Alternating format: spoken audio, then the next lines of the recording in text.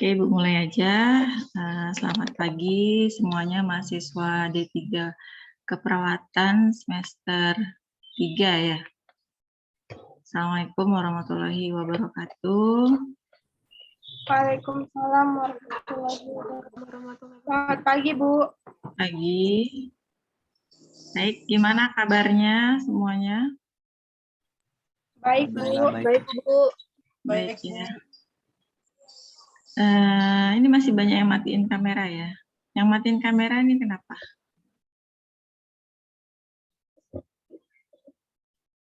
Belum mandi?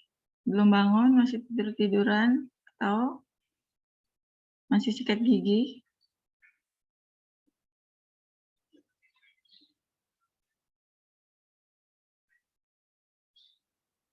Baik, kita mulai aja. Ibu share screen ya.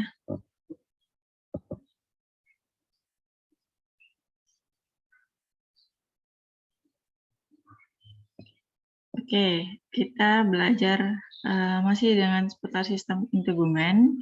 Sebelumnya yang di pertemuan pertama Ibu sudah menyampaikan anamnesa dari jadi topiknya tuh ini, topik yang Ibu diberikan oleh koordinator tuh ini ya. Ada 1, 2, 3, 4, 5, 6, 7, ada kurang lebih 8 topik ya. Jadi kalau yang topik 1, 2 ini sudah Ibu sampaikan kemarin di pertemuan pertama di pengkajian sistem integumen ya. Jadi sudah anamnesa ya. Jadi anamnesa itu berarti menanyakan ya, wawancara ya, anamnesa wawancara seputar gangguan yang terjadi pada pasien ya di sistem integumennya. Kemudian sudah kita pelajari tentang pemeriksaan fisik ya terhadap gangguan integritas kulit atau jaringannya ya. Nah, yang nanti akan kita pelajari pagi ini yaitu ada tanda infeksi atau tanda-tanda peradangan itu apa saja, kemudian tanda penurunan kesadaran, kemudian ada pemeriksaan tanda kecemasan, kemudian masalah tentang perawatan pada luka bakar, ya, kemudian perawatan luka biasa ya, mungkin itu luka akut atau luka kronik. Nah, kemudian kita evaluasi kebutuhan rasa aman dan nyaman. Nah, karena ini kebetulan sudah ya kemarin di pertemuan pertama, berarti ini kita lewati ya. Jadi anamnesa gangguan sistem integumen ya.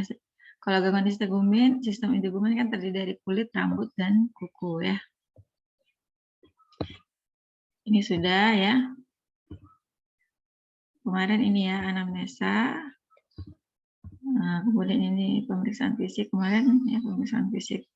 Kalau kulit kuning tuh apa tandanya ya, biru apa tandanya, merah kenapa tandanya gitu ya. Kemudian kulit itu harus moisture, lembab ya. Kemudian teksturnya, turgornya, cara pemeriksaan turgor ya, sudah tahu ya, capillary refill ya. Atau mau di review. Saya tanya coba Pika Lopi. Cara memeriksa turgor kulit gimana Pika? Kulitnya ditarik, Bu. Dicubit ya, dicubit atau ditarik. Kalau dikembali dengan segera berarti turgornya baik ya. Normalnya tuh kembali dengan segera atau kurang dari 3 detik ya. Oke, Ibu tanya Suci cara memeriksa capillary refill time gimana? CRT. Suci Rahayu Putri. Ya, Bu. Cara memeriksa CRT, capillary refill time.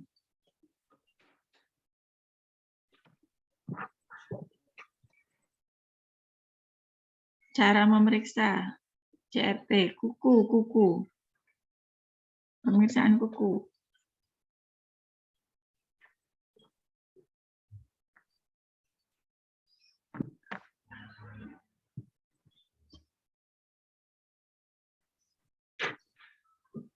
Suci, dengar suara saya?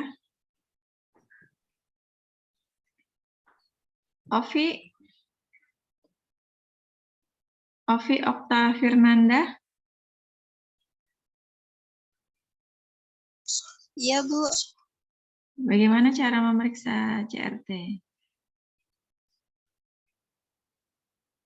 Dengan cara menekan kuku, Bu, selama 5 detik. Oke, kukunya ditekan ya. Enggak juga lama sampai 5 detik ya.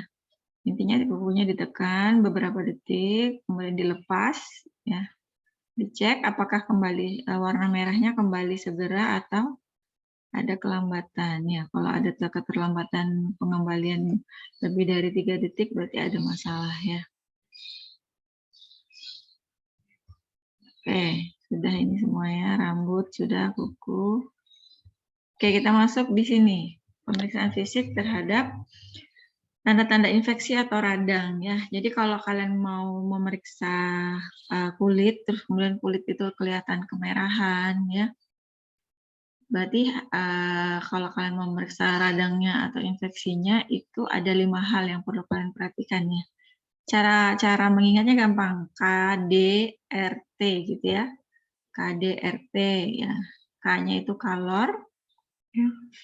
Jadi kalau ada radang pasti ada rasa panas ya. Di kulit tersebut pasti terasa panas. Ya, atau di luka atau di kulit yang radang itu ya ada rasa panas ya. Panasnya di sini bisa hangat ya, lebih hangat dari tubuh yang lain yang tidak mengalami masalah. Ya, kalor itu panas ya. Kemudian dolor. Dolor itu apa? Nyeri ya. Jadi ada nyeri. Ya, kalau nyeri berarti subjektif, pasiennya mengeluh daerah yang luka itu mengalami nyeri. Kemudian rubor. Rubor itu merah ya. Jadi daerah yang radang itu kelihatan merah. Ya, terlihat merah. Jadi banyak kaya akan vaskularisasi di sana. Ya, banyak pembuluh darahnya pada melebar, pada bengkak ya. Kemudian tumor itu bengkak ya. Jadi membengkak, daerah yang radang itu pasti membengkak. Kemudian membengkaknya tadi ya itu tadi terjadi penumpukan, bisa jadi terjadi penumpukan cairan, penumpukan pembuluh darah melebar ya, jadi terjadi penumpukan.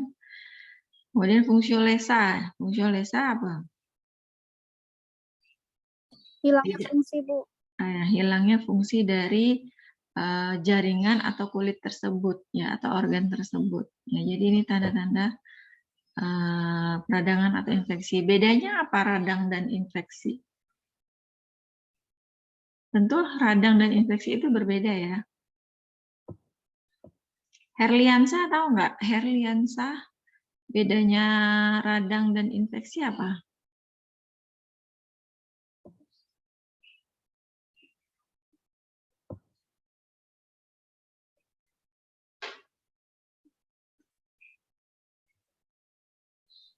Kalau infeksi dia sudah bawa apa?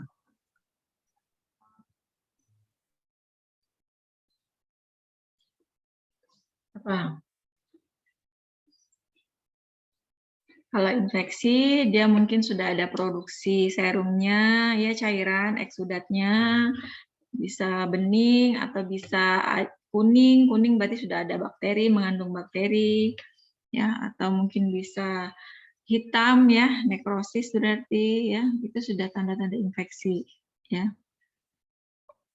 Itu sudah ke arah infeksi kalau sudah ada produksi pesnya ya, serumnya, atau ada kematian jaringan nekrotik ya, nekrotik tisu. Ya, jadi itu yang membedakan radang dengan infeksi. Radang dulu atau infeksi dulu? Margareta.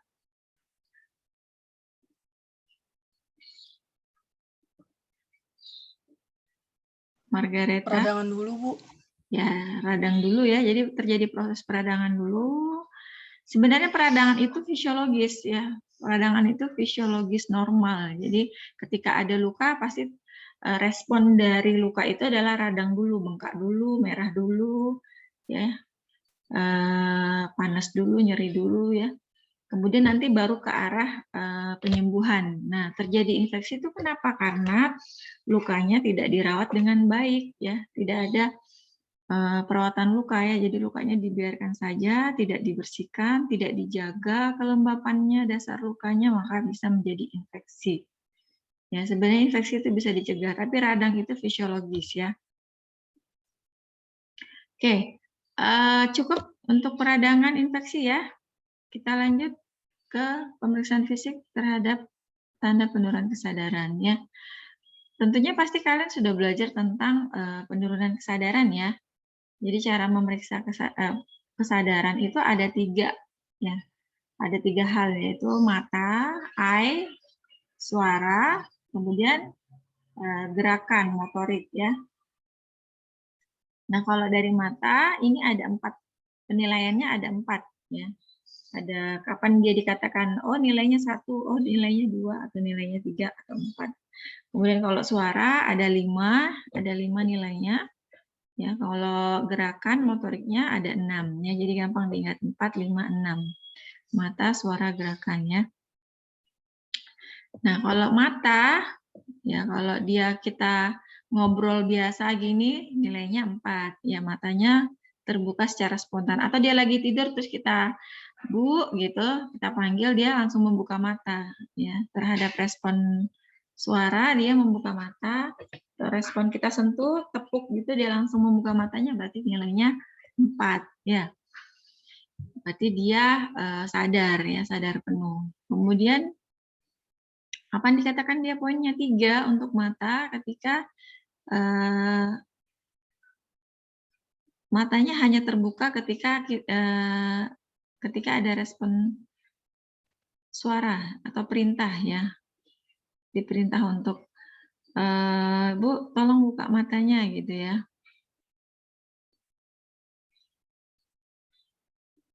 Kemudian mata, kalau dia poinnya 2, mata terbuka ya setelah menerima rangsangan. Jadi ketika dia dicubit ya atau diberi rangsangan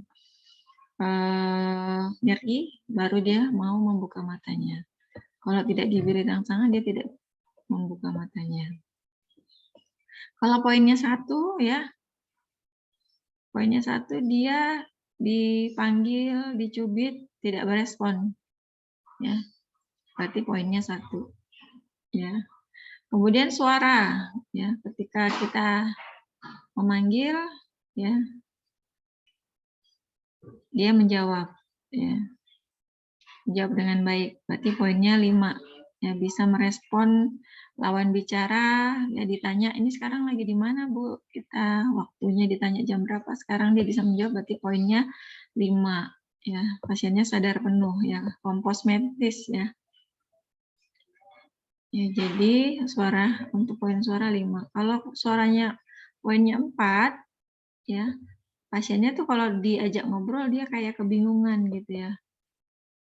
Tidak langsung menjawab dengan lancar, ya masih kayak ya kalian ngerti ya kalau orang kebingungan ya kayak mungkin agak tergagap-gagap menjawab ya.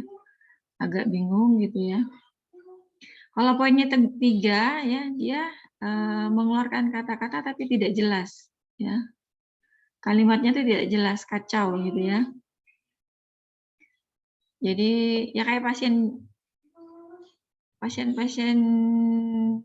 jiwa tapi bukan ke arah pasien jiwa juga ya. Jadi dia memang pasien dengan gangguan fisik lagi penurunan kesadaran tapi diajak ngomong matanya membuka cuman dia masih kurang konsentrasi untuk menjawab pertanyaan. Jawabannya kacau gitu ya, kurang jelas. Mungkin ditanya A, dia jawab B gitu ya, jadi kurang nyambung gitu ya. Kemudian poin 2 ya. Poin 2 ini dia tidak bisa mengeluarkan kata-kata, yang dia keluarkan hanya rintihan ya. Yang dia keluarkan hanya suara rintihan. Ya, kalau dia poin 1 dia tidak mengeluarkan apapun, tidak mengeluarkan suara apapun dari mulutnya ya. Jadi dia dipanggil, dia diam aja. Ya. Matanya ya tertutup ya. Diberi rangsangan, dicubit juga tidak mengeluarkan suara, tidak. Jadi kalau poin 2 ini dicubit, dia mengeluarkan rangsangan rintihan nyeri ya. Gitu ya. Seperti itu. Ya, jadi kalau poin 2 diberikan rangsangan, dia ada suara rintihan. Poin 1 tidak ada sama sekali, diberi rangsangan nyeri tidak ada suara apapun yang keluar dari mulutnya. Kemudian kita ke motorik ya. Poin 6 sama ya. Jadi poin 6 dia bisa menggerakkan tangannya ya secara bebas ya. Pasiennya bisa berjalan ya. Bisa bergerak lah. Ya. Jadi dia bisa mampu melakukan gerakan pada tubuhnya sesuai perintah. Kemudian kalau poin 5 ya. Jadi ketika ditanya yang mana Bu nyerinya ya, pasiennya mampu menunjukkan lokasi nyeri ya. Jadi dia hanya sebatas mampu menunjukkan gerakannya, mampu menunjukkan lokasinya yang mana yang nyeri, yang sakit gitu ya. Itu poin 5. Tapi untuk yang lainnya dia tidak bisa melakukan.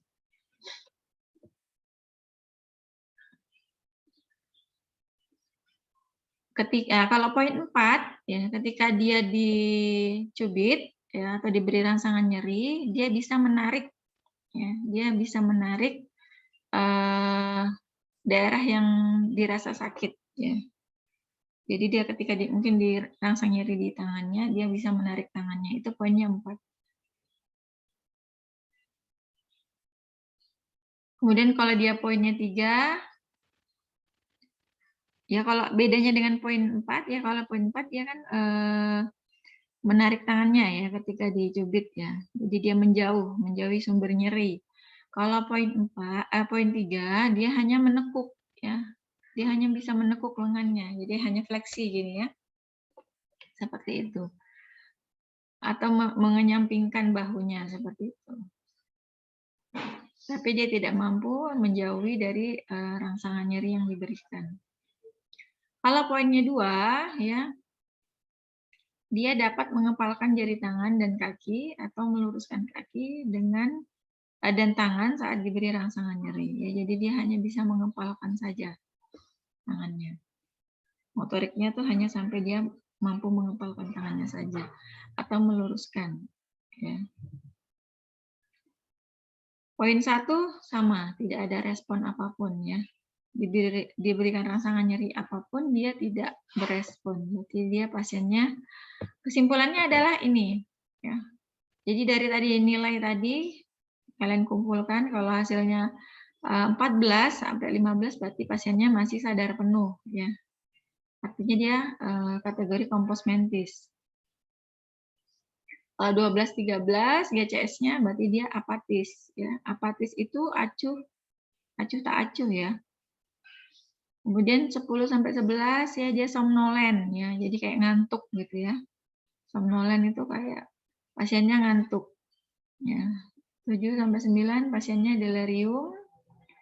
4 sampai 6 sopor ya, semi koma ya, sopor koma. Kalau 1 sampai 3 ini pasiennya koma ya.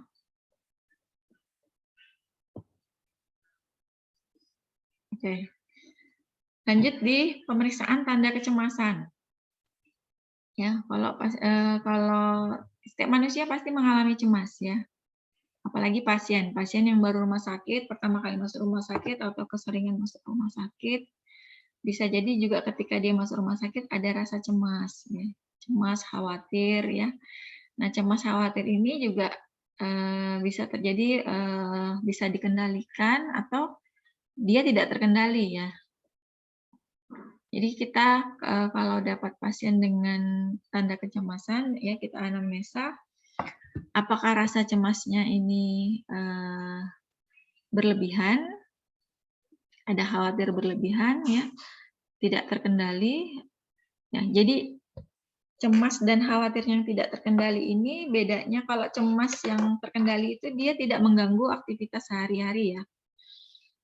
Jadi kalau cemas yang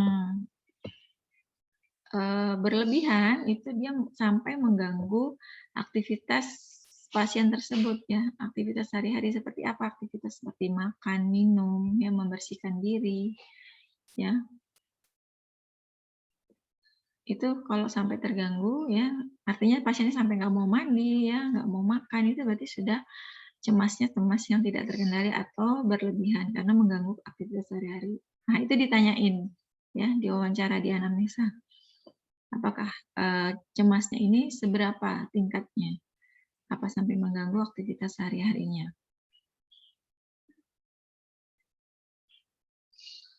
Jadi munculnya pikiran yang berlebihan ya tentang rencana dan solusi untuk setiap kemungkinan terburuk yang belum tentu itu muncul ya. Jadi cemas itu kan masih ada di diri pasien itu sendiri, di pikirannya ya. Jadi belum tentu ada ya. Tapi masih bergejolak di dalam pikiran atau di dalam kecemasan pasien itu. Jadi pasiennya tanda-tandanya mudah tersinggung ya. Jadi tanya apakah ibu mudah tersinggung? Apakah ibu saat ini gelisah atau sebelumnya ada gelisah, ada gugup ya atau ada merasa tersudut ya. Tersinggung ya, kadang-kadang kalau orang tersinggung kan merasa tersudut ya. Atau ada merasa ragu-ragu atau ada merasa ibu takut apa terhadap apa? Atau ibu sulit mengambil keputusan ya untuk diri ibu sendiri? Ataukah ibu ada sulit berkonsentrasi ya? Itu yang perlu dianamnesa untuk pemeriksaan tanda kecemasan. Untuk gejala fisiknya ya, apakah pasiennya ada merasa lelah ya? Apakah ada masalah gangguan tidurnya? Apakah ada sakit kepala, mual ya, sakit perut? Apakah pasiennya ada gemetar ya? Biasanya kan cemas yang berlebihan bisa sampai adanya gemetar ya. Keringat berlebihan ya. Saking cemasnya terjadi metabolisme meningkat ya, jadi keringat berlebihan. Ya. Bisa sakit perut ya, berarti terjadi peningkatan peristaltik. Ya, jadi psikologis itu juga cemas ya, apalagi terutama cemas, gugup itu bisa meningkatkan peristaltik usus ya. Nah, kalau sudah sakit perut, peristaltik usus meningkat, bisa jadi pasiennya jadi diare ya. Jadi orang cemas itu bisa jadi diare. Oke, sampai sini ada yang mau didiskusikan? Tentang apa nih? Sudah 3 topik ya. Ada radang, infeksi tadi, kemudian tentang penurunan kesadaran, pemeriksaan penurunan kesadaran, pemeriksaan kecemasan. Kalau tidak ada, kita lanjut di pemeriksaan gangguan kecemasan umum ya. Jadi ada kriteria diagnostik and statistic manual of mental disorders. Jadi DSM-5 ya. Jadi kriterianya yang pertama rasa cemas dan khawatir yang berlebihan dan berlangsung sepanjang waktu selama minimal 6 bulan. Jadi ini sudah standar. Seseorang dikatakan gangguan kecemasan, ya ada masalah kecemasan, berarti dia memenuhi ini kriteria ini. Jadi ada rasa cemas dan khawatir yang berlebihan dan berlangsung sepanjang waktu selama kurang lebih 6 bulan. Ya. Rasa khawatir yang sulit untuk dikendalikan, keluhan dan gejala tersebut menyebabkan gangguan dalam beraktivitas, keluhan tidak didasari oleh penyakit. Ya, jadi keluhannya itu bukan berdasarkan penyakit atau kondisi kesehatan khusus. Ya, jadi murni dari psikologis pasien sendiri, jadi bukan karena penyakit, bukan dari gejala fisiknya. Gangguan kecemasan umum juga ditandai dengan rasa cemas dan takut diikuti dengan minimal 3 gejala berikut. Jadi kalau pasiennya mengalami 3 gejala di bawah ini, berarti dia positif gangguan kecemasannya. Jadi merasa gelisah, tidak bersemangat dan tersudut, ya, merasa lelah, sulit berkonsentrasi, ya, mudah tersinggung, meningkatnya ketegangan otot, ya, kemudian mengalami gangguan tidur. Nah, kalau pasiennya mengalami 3 gejala salah satu ini, berarti dia positif gangguan kecemasan. Ya. Di antara 30 mahasiswa di yang sekarang ini, 30 mahasiswa ya, ada yang mengalami 1 gejala ini enggak? Atau 2 atau 3 saat ini? Herliansa ada merasa sulit berkonsentrasi, mudah tersinggung? Tidak ya. Nah, kemudian ini lanjut ada lagi nih. Jadi ketika kita menilai pasien itu mengalami gangguan tingkat kecemasan, kita gunakan ini modified dental anxiety scale. Jadi skala untuk penilaian skor ya, skala kecemasan ya. Jadi ditanya poin, jadi ada 4 pertanyaan di sini ya. Jadi ditanya ya, atau pasiennya suruh ngisi sendiri ya. Jawabannya ada ini. Ya, ini dijawab ya. Jadi tidak, jika hari ini Anda pergi ke dokter gigi ya. Ini kan karena dental ya. Jadi pemeriksaan ini jadi pasien-pasien yang mau ke poli gigi atau ke klinik pemeriksaan gigi gitu ditanya untuk tingkat kecemasan seberapa cemas mereka. Ya. Jadi ini contoh hasil kuesioner penelitian tentang ini kecemasan untuk pasien yang mau akan ke klinik gigi ya. Jadi jika hari ini Anda pergi ke dokter gigi untuk mendapatkan perawatan, ya, bagaimanakah perasaan Anda?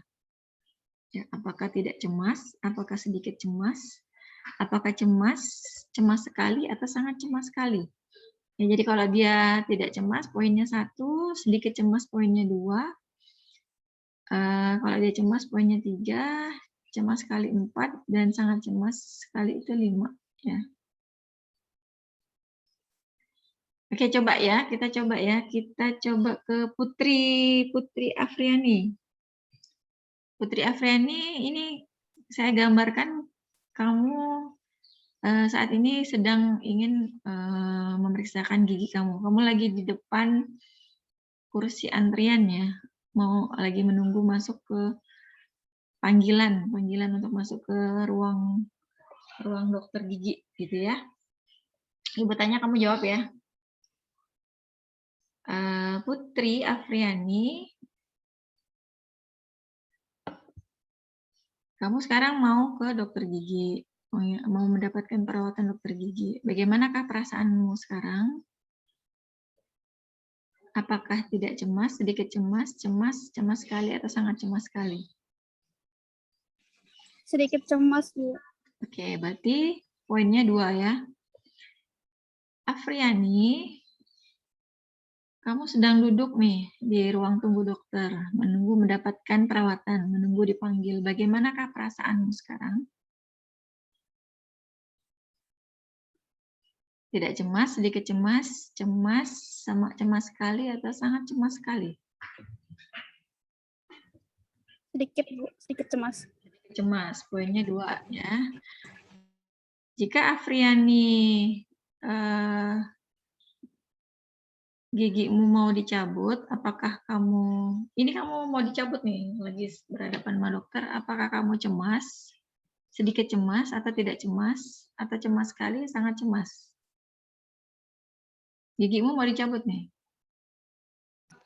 Poin kita, Bu, cemas. Cemas, berarti 3 ya.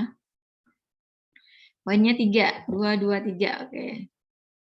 Jika giginya Afriandi dicabut oleh mahasiswa koas ya, koas itu belum dokter, masih mahasiswa kayak profesi ya. Bagaimanakah perasaanmu? Jadi bukan dokter ahli, maksudnya bukan spesialis dokter gigi, tapi yang lagi praktek, mahasiswa praktek, tapi dokter. Itu gimana perasaanmu? Cemas, tidak cemas, sedikit cemas, atau cemas sekali? Atau sangat cemas sekali? Sedikit, Bu. Sedikit cemas. Sedikit cemas. 2 ya. Jadi 6, Sedikit. 6 tambah Poin kedua. 3, 9 ya. Poinnya 9, Afriani. Ya, 9 berarti di kategori kecemasannya moderat. Ya, moderat, tapi memiliki stres tertentu yang harus dibahas dan dikelola.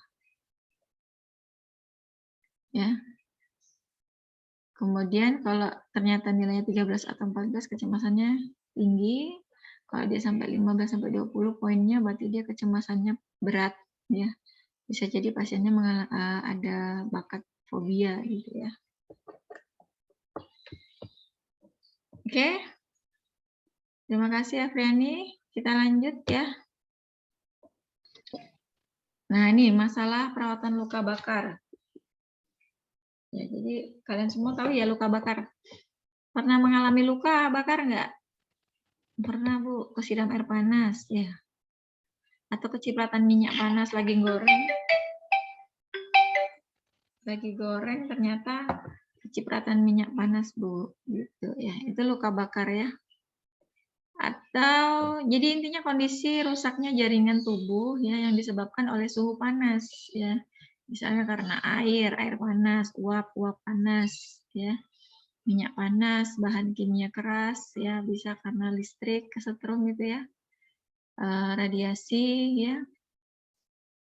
Atau gas ya yang mudah terbakar.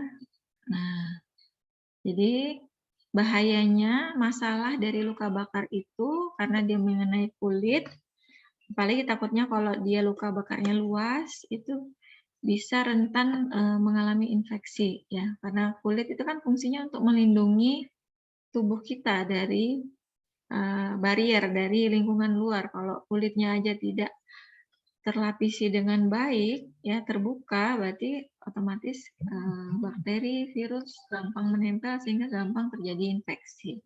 Itu sih yang dikhawatirkan kalau terjadi luka, apalagi kalau luka bakar ya, karena luka bakar itu pastinya agak luas ya. Oke, kita belajar tentang derajat dari luka bakar ya.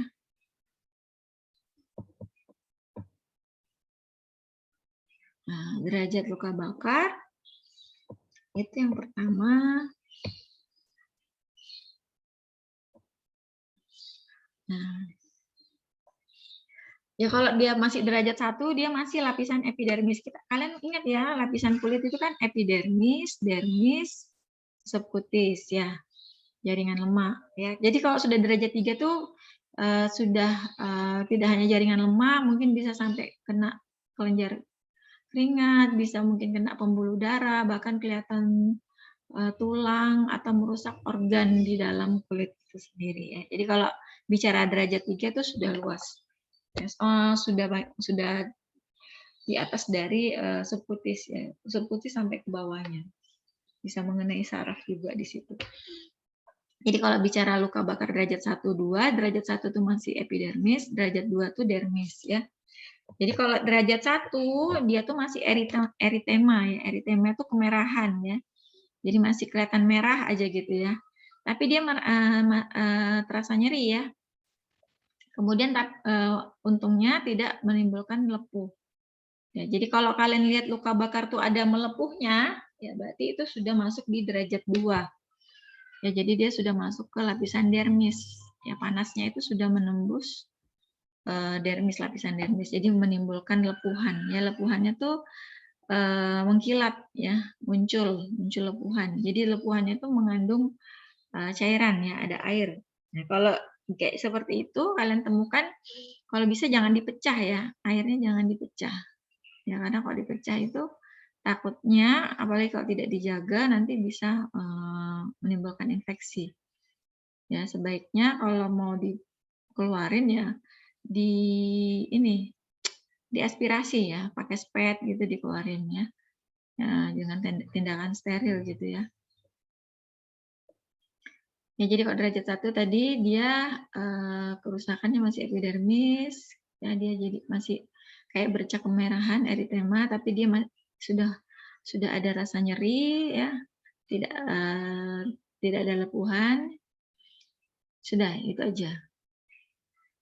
Bagaimana cara merawatnya nanti ada di slide selanjutnya ya.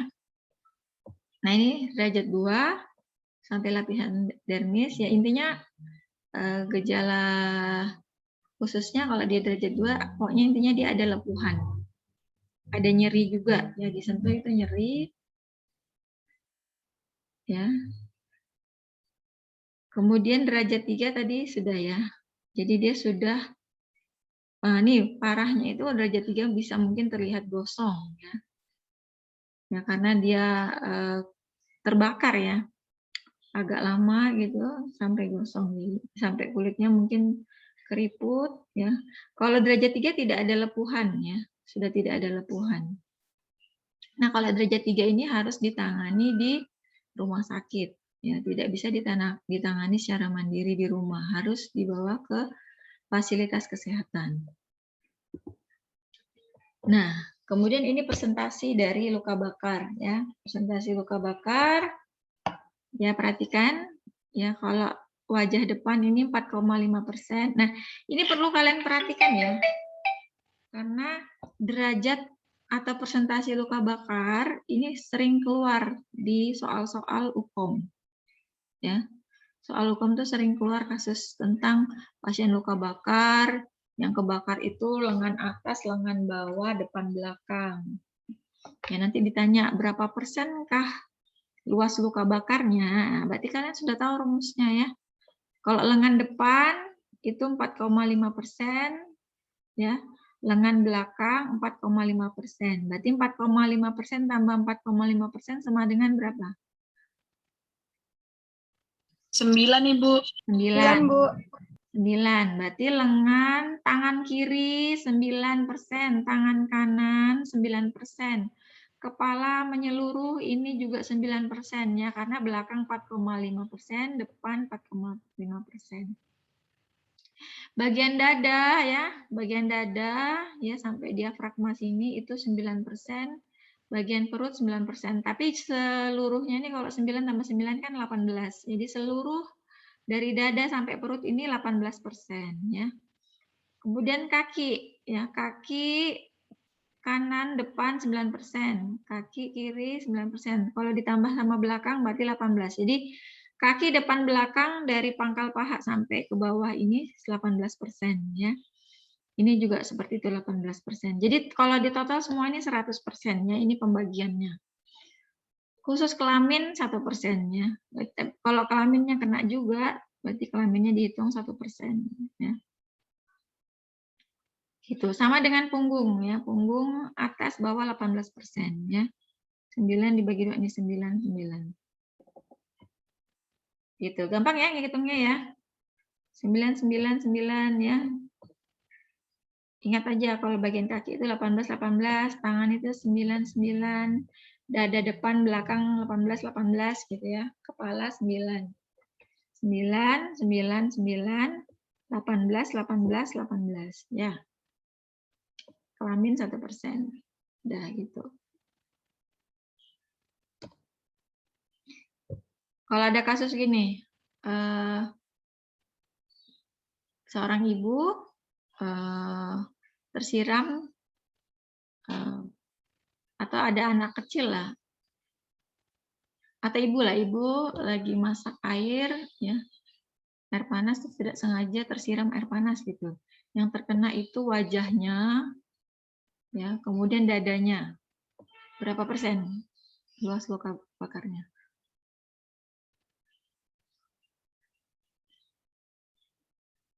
Dada dan wajahnya berapa? 13,5. 5, Bu. Berapa? 12,5 ya. Apa? 13,5. Iya, Bu. 12,5, Bu. Ya, 13,5. 9 tambah 4,5. Ya, jadi wajah keseluruhan sampai dadanya gitu. Ya. Nah, ini kayak koran sudah kan. Bisa ya dibaca ya. Jadi perawatan luka bakar untuk derajat 1 cukup jadi kalau kalian mengalami luka bakar, kesiram air panas atau kena minyak panas, ya pertolongan pertama itu langsung aja cari air mengalir ya. Lebih bagus tuh air mengalir atau kalian rendam bagian yang kena luka bakar itu kalian rendam dengan air dingin, bukan air es ya. Bukan es batu, tapi air keran mengalir atau air yang di kamar mandi, air yang biasa kalian buat mandi, air biasa gitu, boleh air mengalir, boleh direndam. Ya, direndam sampai 20 menit ya, atau sampai hilang rasa nyerinya ya. Sampai kalian merasa nyerinya hilang.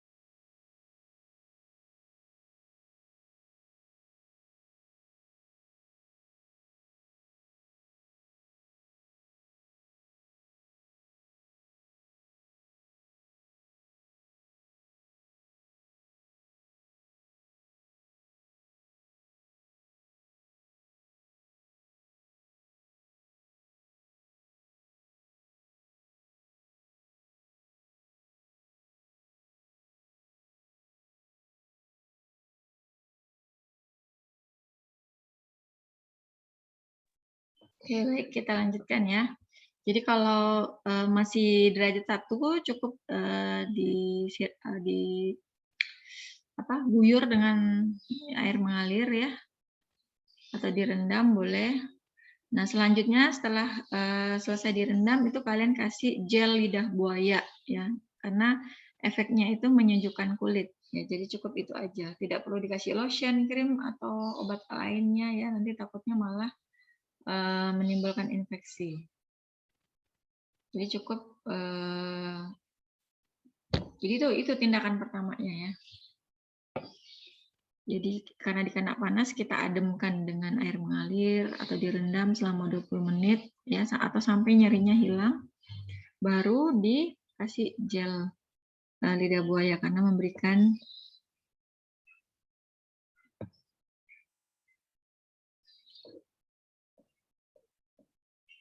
ya, jadi kalau derajat 1 cukup diguyur dengan air mengalir atau direndam.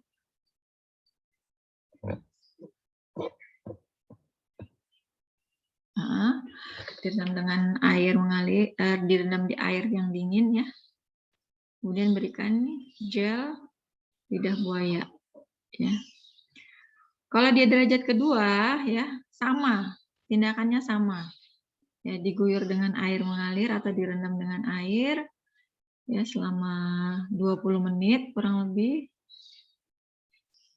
Ya. Nah, itu tadi kalau ada bedanya kan lepuhannya saja. Jadi kalau ada lepuhan itu jangan dipecahin ya.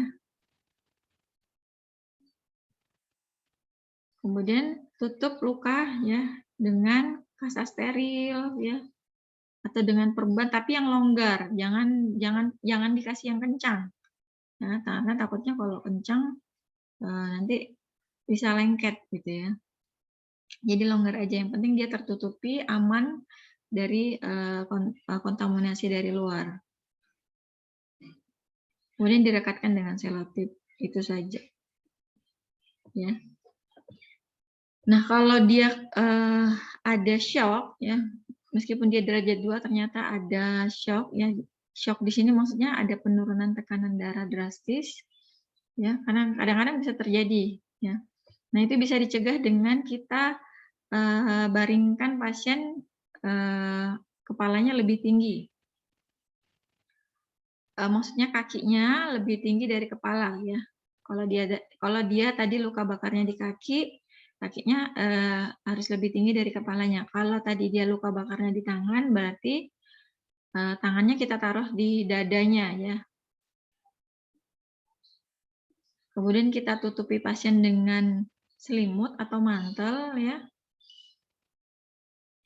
Baru sambil kita rujuk pasien ya, rujuk ke fasilitas kesehatan.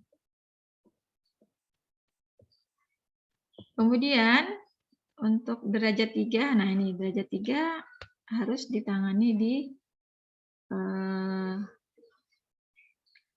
fasilitas kesehatan ya. Tapi ada juga nih pertolongan pertama yang bisa dilakukan ya.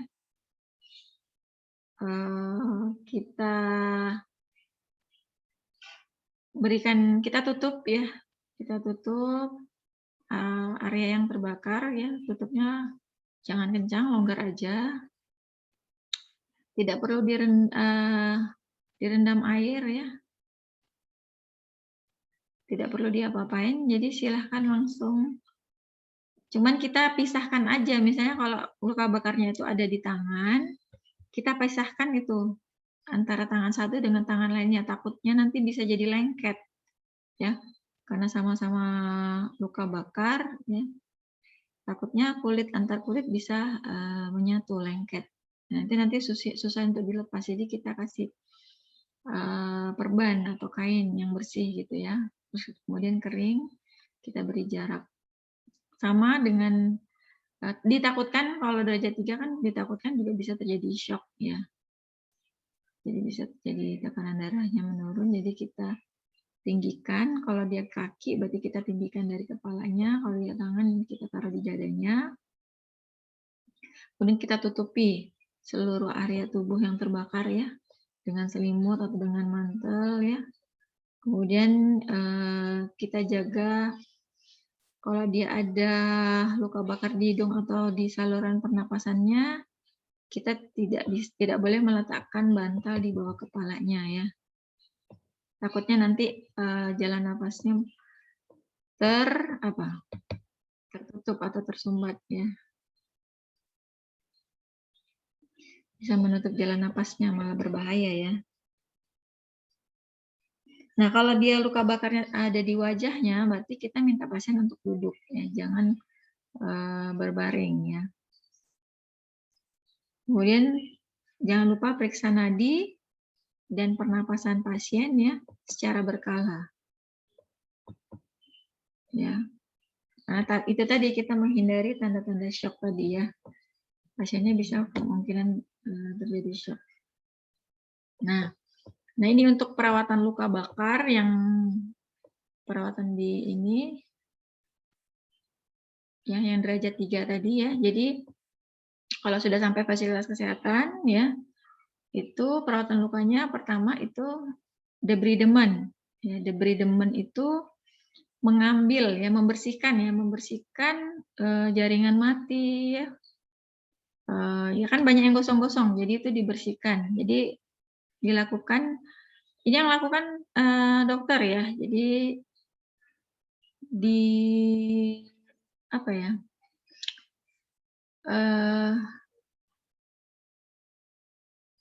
dihilangkan ya, dihilangkan. Jadi intinya jaringan mati ya, yang gosong-gosong itu dihilangkan semuanya. Ya. Dibersihkan, dihilangkan ya, sampai kelihatan dasar lukanya. Ya kalau kelihatan dasar luka tuh bentuknya seperti ini, merah ya. Dasar luka itu merah. Jadi berarti itu sudah jaringan yang memang masih hidup. Ya, jadi jaringan yang mati itu dilepas, dibuang.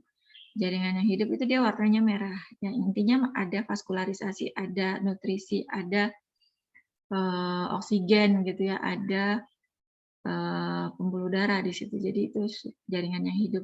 Ya. Kemudian jadi ini tindakan terupdate untuk luka bakar ya. Nah, penanganan luka bakar selain di debridement, dibersihkan tadi. Kemudian ada tindakan skin graft. Ya, skin graft itu karena dia derajat 3 berarti kan sudah sampai subkutis ya. Jadi skin graft itu tindakan mengambil kulit yang sehat ya. Kulit yang sehat diambil dipindahkan ke ke yang luka bakar. Biasanya yang daerah yang diambil itu daerah punggung gitu ya. Itu untuk diberikan ke daerah luka bakar ya, yang banyak kehilangan jaringannya. Skin graft namanya, atau transplantasi kulit namanya ya. Nah, setelah di debridement skin graft itu diberikan balutan ya. Dressing namanya ya, balutan itu nama kerennya dressing ya. Nanti kalau kalian di rumah sakit dengar dressing, berarti itu balutan. Jadi dibalut sesuai dengan tingkat luka masing-masing ya.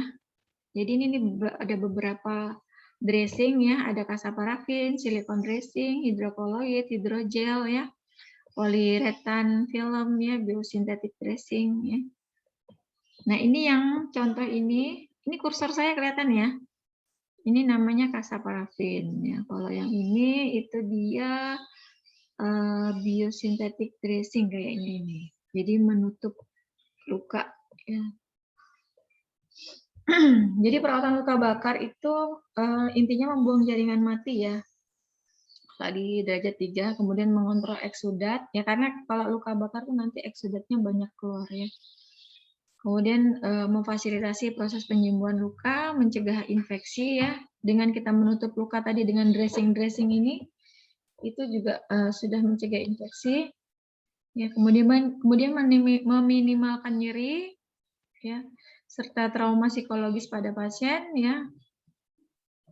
Kemudian ya ini saat mengganti balutan kalau bisa kita mengurangi trauma psikologis, karena kan nyeri sangat, kalau luka bakar itu sangat nyeri sekali ya, karena kan lapisan dekat dengan ini lapisan sel saraf itu ya, bagian saraf. Kemudian untuk pengobatan atau dressingnya ya, modalitas untuk perawatan luka bakar ini sangat tergantung pada kedalaman luka bakar ya. Jadi dressing ini tergantung pada kedalaman luka bakar itu sendiri ya. Nah, sudah luka bakar, kita masuk di luka-luka biasa ya, luka akut atau luka kronik ya. Kalau luka akut itu seperti luka dekubitus, luka diabetik ya, luka-luka kaki diabetik ya, pokoknya luka-luka pasien diabetes itu namanya luka kronik. Luka dekubitus itu tahu ya, luka pasien yang bed rest lama, kemudian terjadi lecet, akhirnya luka di bagian, biasanya itu yang paling sering terjadi itu daerah tumit, daerah ekor ya, daerah bokong ya, ekor, tulang ekor itu, daerah punggung biasanya ya, karena baring yang bed rest yang lama ya. Jadi darah itu mengendap ya, sehingga vaskularisasi kurang lancar sehingga bisa menimbulkan luka. Sama luka kanker ya, itu luka-luka kronik. Kalau luka akut itu seperti apa? Luka kecelakaan ya. Apalagi? Jatuh ya. Jadi luka yang baru terjadi kurang dari 2 minggu itu namanya luka akut. Ya, mungkin bisa saja pasiennya jatuh dari pohon atau dari mana atau kecelakaan terus dirawat sendiri. Tapi akhirnya jadi infeksi karena kan ngerawatnya nggak benar ya, perawatan lukanya tidak baik, akhirnya jadilah dia infeksi. Kemudian dia baru bawa ke fasilitas kesehatan, pas ditanya ini lukanya kapan kejadiannya, ternyata baru minggu lalu. Ya, intinya kan berarti kurang dari 2 minggu, berarti luka itu masih kategori luka akut. Kalau luka itu misalnya sudah lebih dari 2 minggu, kejadiannya sudah lebih dari 2 minggu, misalnya pasiennya kecelakaan, tapi sudah 2 minggu yang lalu baru dibawa ke fasilitas kesehatan gitu ya, karena lukanya tambah parah nggak sembuh-sembuh. Nah itu lukanya sudah kategori luka kronik gitu ya. Nah kita langsung nih di prinsip-prinsip perawatan luka ya. Nah jadi kalau mau merawat luka, intinya itu pertama luka itu harus bersih ya. Dibersihkan pakai apa, Bu? Jadi kalau kalian dapat luka atau kalian lah atau saudara kalian, keluarga kalian ada yang luka berdarah misalnya gitu, kotor gitu ya, bersihkan dengan apa, Bu? Dengan air mengalir aja nggak apa-apa, dengan air mengalir, air keran gitu ya, atau pakai air mineral, air aqua, air steril, air bersih. Air aqua tuh bersih ya, bersih, atau air steril, Aquades itu air steril boleh. Itu dibersihkan ya, dibersihkan dengan cara disiram, diguyur gitu ya, irigasi dari atas, atau pakai kasa, atau pakai NaCl ya, NaCl ditaruh di kasa steril gitu, dibersihkan, di swab gitu ya, sekali swab buang, sekali swab buang, jangan swab berulang-ulang ya. Nah itu bersihkannya gitu. Atau paling praktis sih air mengalir aja, kemudian pakai sabun, Bu, boleh, justru malah paling bagus pakai sabun apapun ya, yang penting sabun. Bersihkan lukanya pakai sabun, kemudian baru bilas lagi. Habis dibersihkan diapain? Dikeringkan ya. Keringkan dengan apa? Dengan kain bersih. Kalau enggak ketemu, harusnya kasa steril ya, paling bagus kasa steril, keringkan. Kalau enggak ketemu ya kain bersih gitu, keringkan. Setelah itu diapain, Bu? Setelah itu ya ditutup. Lukanya ditutup ya, ditutup dengan dressing yang baik. Ya, dressing ini tadi balutan ya. Ya, ditutup. Jadi dressing itu banyak ya dijual. Dressing itu banyak dijual. Kayak Hansaplast itu boleh. Ini berarti saya nyebut merek ya. Jadi sebenarnya dressing itu banyak merek ya. Jadi silakan kalian cari sendiri dressing. Banyak ya. Kalau saya masih tahu berarti saya nyebut merek di sini. Jadi dressing Ya, intinya dressingnya harus dressing yang bisa menutup luka dan tidak harus ada kelembapan, lukanya harus tidak kering dan tidak basah ya, jadi lukanya harus lembab. Jadi karena penyembuhan luka itu normalnya hasil penelitian itu bagusnya adalah luka itu harusnya lembab. Ya, jadi suhunya suhunya bagusnya berapa Bu? Suhunya tuh di 36,2 kalau nggak salah. Sampai 36,7 kalau nggak salah. Suhu lembab. Ya. Kalau luka-luka aku tuh biasanya dressing bagus tuh dressing yang hidrogel. Hidrokoloid ya, atau transparan film itu. Ya, jadi dia kayak bening, transparan bening tuh ditempel ya, jadi tertutup lukanya.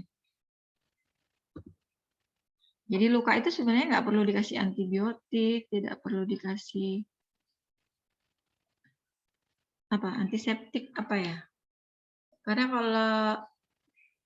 kalau dikasih antibiotik itu justru dia mengganggu proses penyembuhan luka. Ya, luka itu nanti akan sembuh secara alami ya.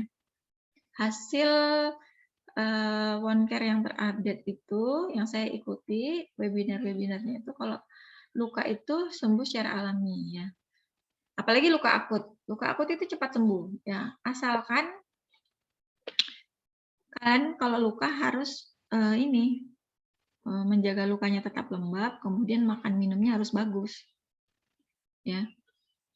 Tinggi proteinnya paling, karena perbaikan sel baru itu kan butuh protein yang banyak gitu ya. Jadi ya, tapi tidak melupakan vitamin-vitaminnya, makan sayur, buah gitu. Jadi banyakin aja makan yang bergizi.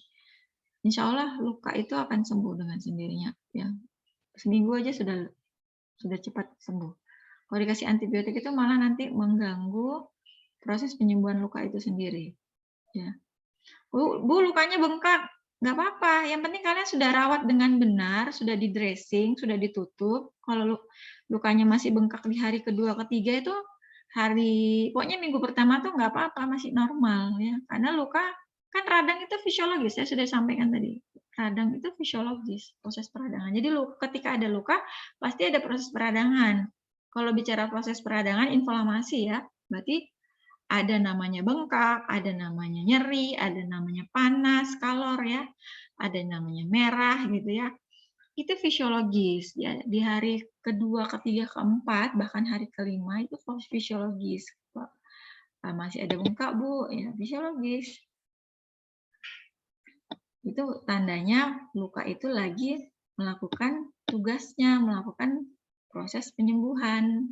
Penyembuhan luka. Jadi penyembuhan luka itu kan awalnya hemostasis ya, penghentian darah dulu ya, terjadi penjendalan ya, penghentian darah, kemudian terjadilah proses inflamasi, bengkak dulu gitu ya, nyeri dulu. Nah, setelah itu baru dia proliferasi ya, pertumbuhan jaringan baru gitu ya, baru dia ada pertumbuhan kolagen gitu ya, baru maturisasi, baru sembuh secara sempurna kembali seperti semula lagi kulitnya gitu ya. Nah, ini manajemen luka akut ya. Hentikan ya kalau ada luka akut kan, kalau lukanya terbuka, beda kalau lukanya tertutup ya. Perdarahannya tidak ada, perdarahannya kan di bawah kulit, berarti dia memar gitu ya. Tidak keluar darahnya, berarti perdarahan di bawah. Tapi kalau dia lukanya terbuka, berarti dia ada perdarahan, pasti ada perdarahan. Tindakan pertama adalah hentikan perdarahan. Apalagi kalau kena pembuluh darah, darahnya keluar banyak gitu ya. Tutup lukanya, ya, ditekan berarti. Daerah yang luka itu ditekan. Ditekan dengan kasa steril boleh atau kain yang bersih. Tekan selama beberapa menit ya. Sudah misalnya beberapa menit baru dilepas, kalau tidak ada keluar darahnya lagi berarti sudah stop darahnya. Kalau masih keluar ya ditekan lagi ya, sampai darahnya tidak keluar lagi. Setelah sudah kita hentikan perdarahannya, baru kita nilai kerusakannya.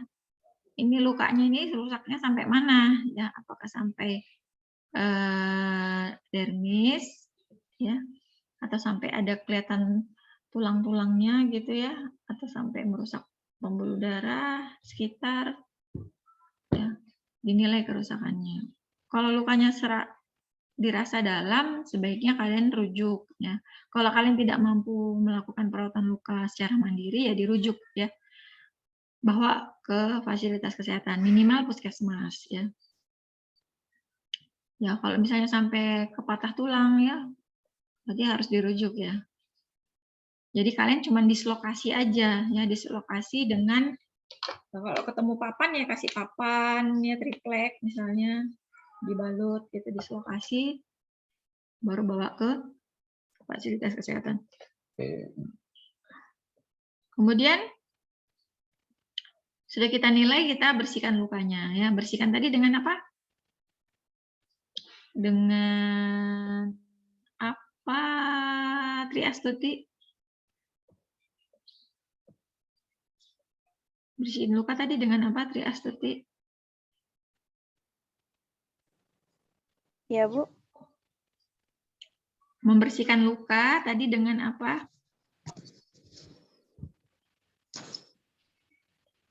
Dengan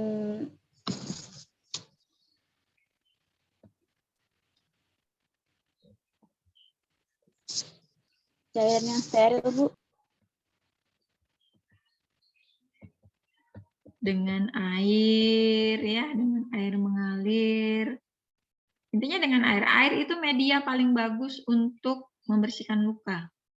Ya, selain air ada NaCl. Ya, air fisiologis itu NaCl, ya, normal salin. Boleh nggak, Bu, bersihin luka dengan alkohol, dengan betadin, dengan revanol, boleh nggak? Untuk saat ini tidak disarankan alkohol, revanol, ya, iodin, iodin, ya, kalau betadin merek berarti iodin, ya. Itu tidak disarankan untuk membersihkan luka, ya. Kenapa? Karena justru itu memberikan efek iritasi pada luka. Ya, jadi tidak boleh membersihkan luka dengan alkohol, iodin, pefodin, H2O2, ya. Biasanya ada tuh yang pakai H2O2. Itu tidak disarankan karena bisa menimbulkan iritasi pada luka. Dan efeknya itu sangat nyeri, ya. Pasiennya pasti nggak nyaman kalau dibersihin luka pakai alkohol.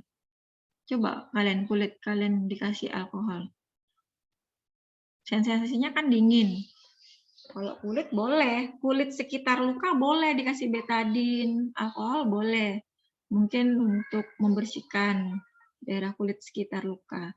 Tapi di lukanya tidak boleh, ya. Jangan bersihin luka pakai alkohol. Bersihin luka pakai air mineral, air minum, air keran mengalir, air PDAM gitu.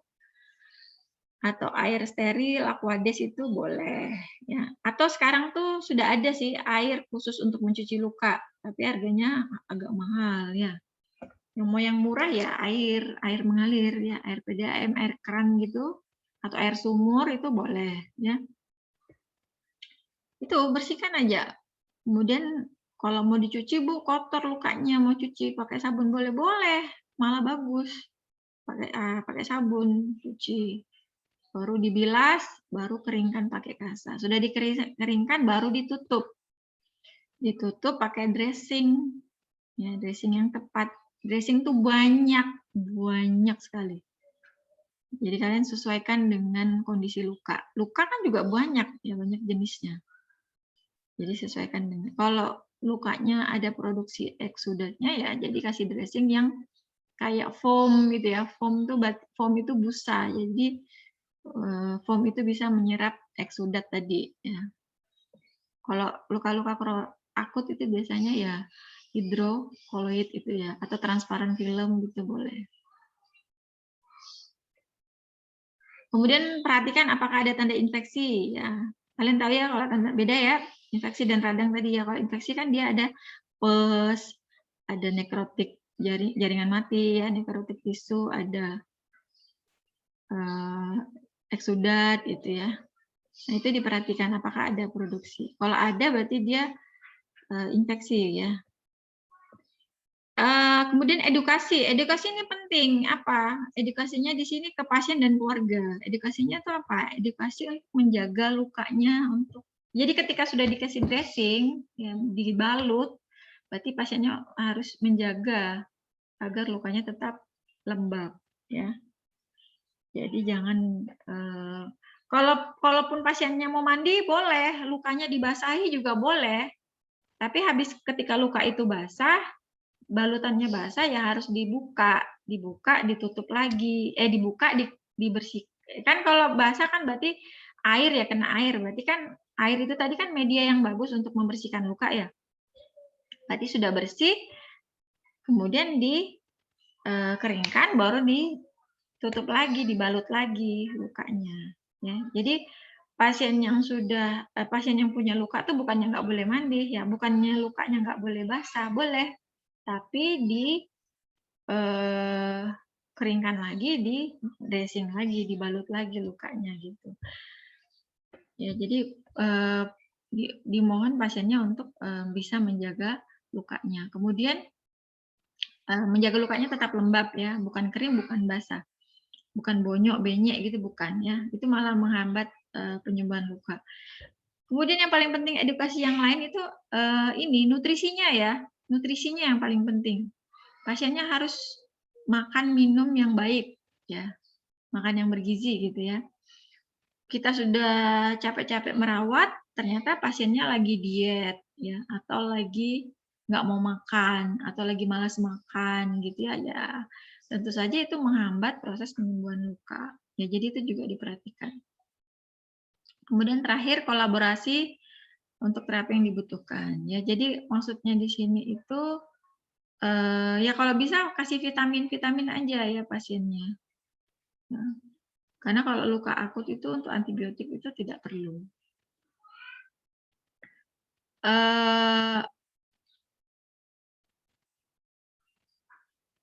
Ada pertanyaan sampai sini mengenai luka? Nah, ini langkah-langkah perawatan luka. Ya, lakukan pengkajian, cuci lukanya dengan cairan fisiologis ya. Nah, jangan lupa pakai handscoon ya. Kalau ada handscoon ya pakai handscoon. Kalau nggak ada handscoon ya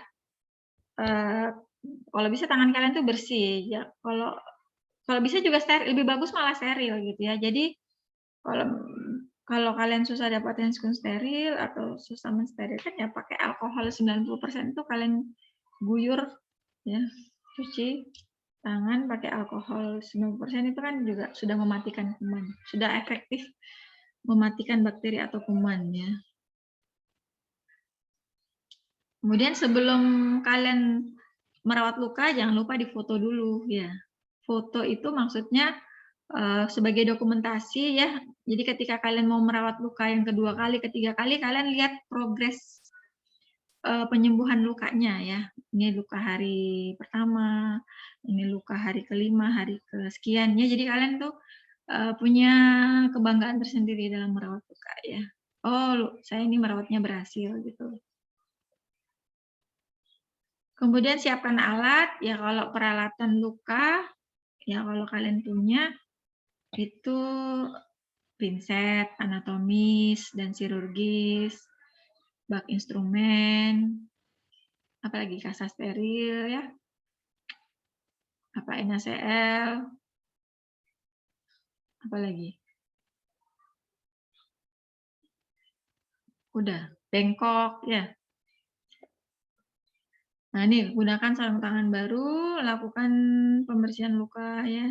Jadi kalau ada jaringan mati, ada biofilm ini tuh yang jaringan putih-putih gitu ya. Ada benda asing, mungkin pasir, debu, ya, itu diambil semuanya ya. Ini namanya debridement ya, tindakan mengangkat jaringan mati, biofilm, scab, benda asing itu namanya debridement ya. Nah ini sebenarnya tidak perlu ya lakukan antiseptik nih, kalau di sekitar luka boleh ya, di kulitnya aja boleh. Tapi kalau di lukanya nggak boleh ya dikasih antiseptik ya, itu justru memberikan efek iritasi pada luka. Nah, kemudian aplikasikan dressing sesuai kondisi luka, edukasi keluarga tadi sudah, berikan. Nah, terapi oral ini sebenarnya sudah nggak perlu ya. Ini Ibu ambil dari ini PLC, perawatan luka PLC ya. Nah, kalau PLC ini masih seperti ini. Nah, kalau ada faktor penyulit, itu kita kolaborasi ya.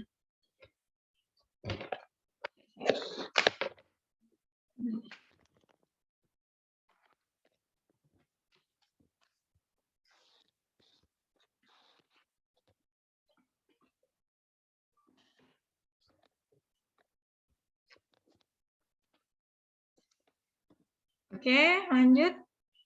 Nah, ini perawatan luka kronik. Nah, tadi luka akut ya, sekarang luka kronik.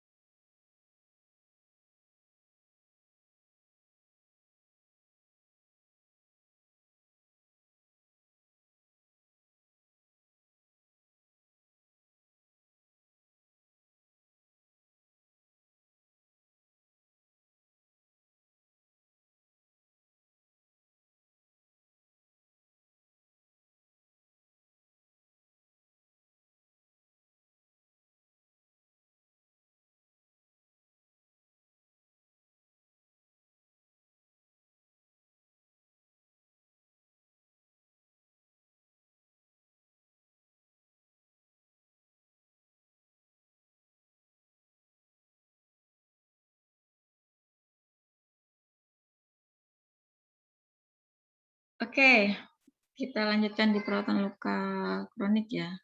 Jadi luka kronik apa jadi kubitus, luka kanker gitu ya, luka diabetik ya. Ya, prinsipnya itu pertama debridement ya, mengangkat jaringan mati ya, mengangkat nekrotik tisu jaringan mati tadi ya.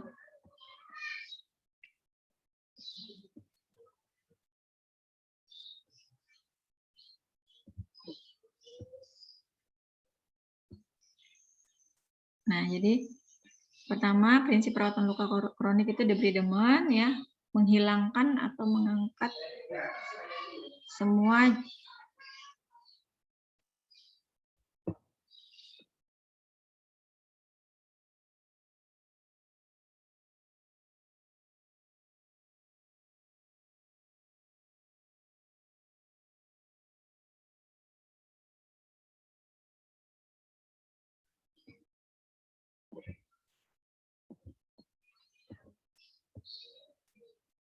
mengangkat semua jaringan mati tadi ya.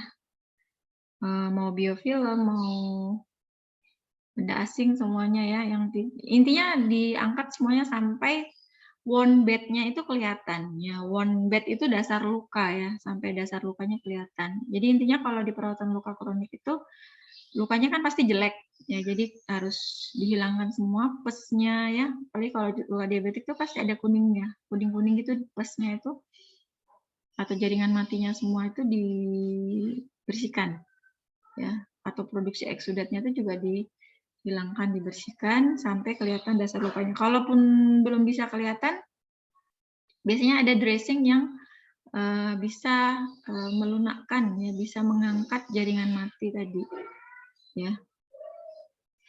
Jadi kayak hidrogel itu bisa. Kemudian moist wound bag, atau kita langsung aja ke nih debridement, jadi semua materi asing ya, nekrotik tisu tadi ya, debris ya. Nah, kenapa namanya debridement? Karena debris ya. Debris itu maksudnya benda asing tadi ya. Ya, jadi debris-debris yang bisa. Jadi kalau masih ada pus, masih ada nekrotik tisu itu bisa menghambat proses penyembuhan luka. Makanya harus dihilangkan dulu, dibersihkan dulu. Ya.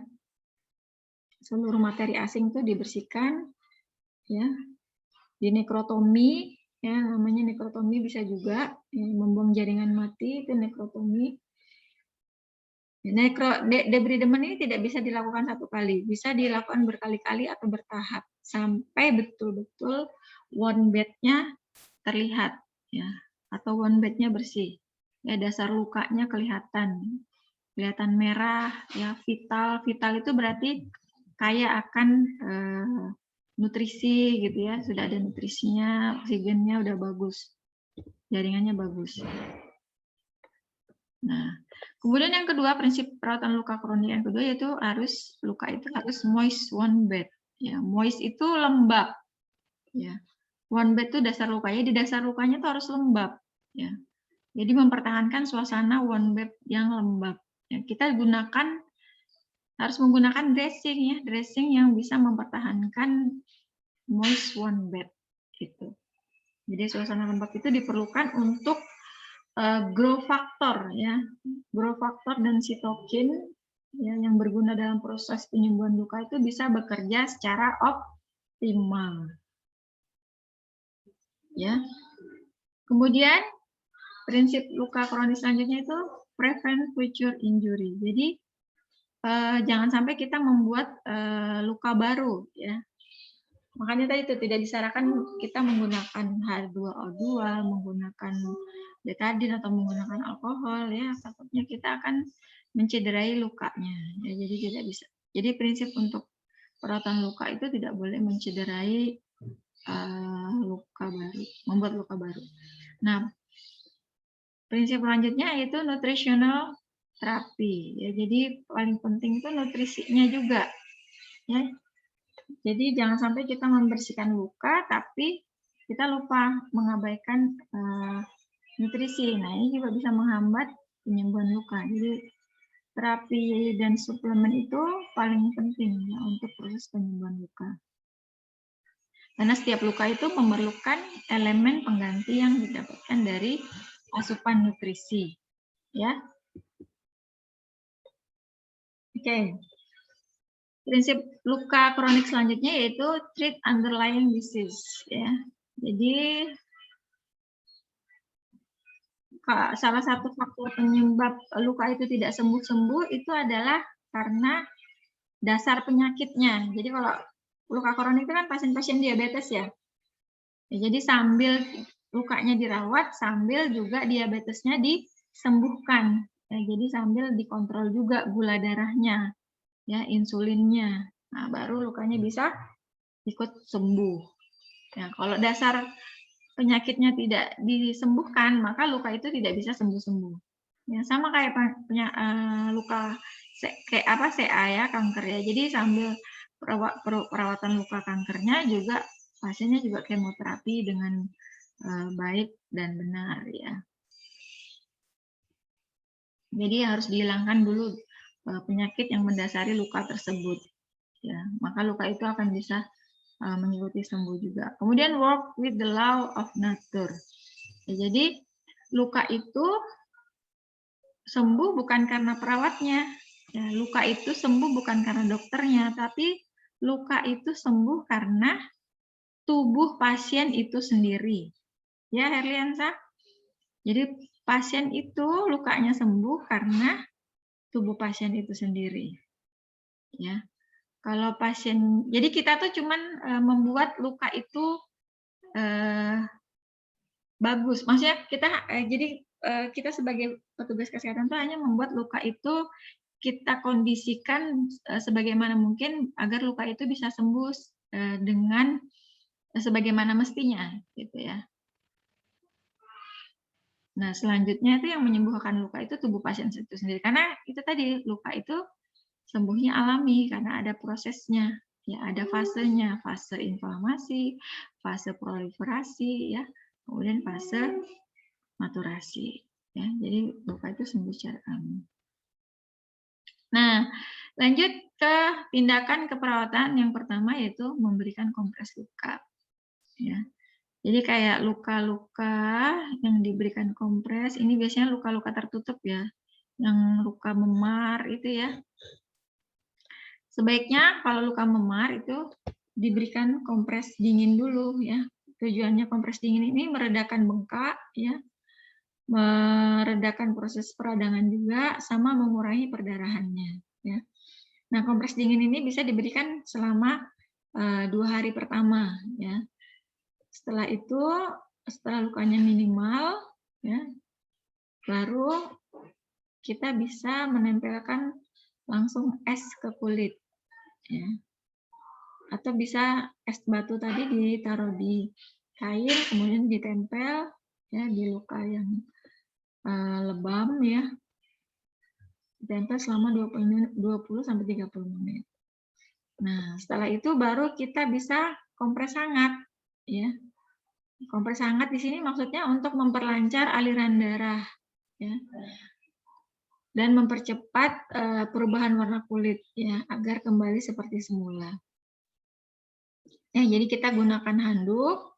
Handuknya diberikan air hangat atau kain ya, dicelup ke air hangat kemudian baru dikompres di area yang memar tadi atau lebam tadi ya. Ya, luka akibat trauma tumpul ya, kurang lebih 10 menit ya. Bisa dilakukan secara berkala ya, bisa 2-3 kali secara rutin hingga memar atau lebamnya itu benar-benar sembuh ya, hilang. Nah, jadi warna-warna kehitaman, kebiru-biruan atau keungu-unguannya itu hilang, sudah tidak ada lagi. Itu ya tindakan kompres kulit ya. Kemudian untuk nah, ini lagi tindakan keperawatan yang kedua itu memberikan obat sesuai terapi. Jadi ketika kalian ingin memberikan obat ke pasien, jangan lupa memperhatikan 5 benar ya. 1, 2, 3, 4, 5 ya, 5 benar. Benar pertama benar pasiennya. Ya. Jadi kalau mau memastikan oh benar nih buat pasien ini berarti kita harus periksa identitas pasien. Oh iya benar pasien ini, namanya ya, jenis kelaminnya, usianya ya harus cek, benar-benar dicek. Jadi sangat riskan ya kalau kita memberikan obat tanpa harus kita perhatikan 5 benar ini ya. Kemudian benar obatnya ya. Perhatikan nama dagang obatnya, nama generiknya. Karena nama dagang itu kan banyak.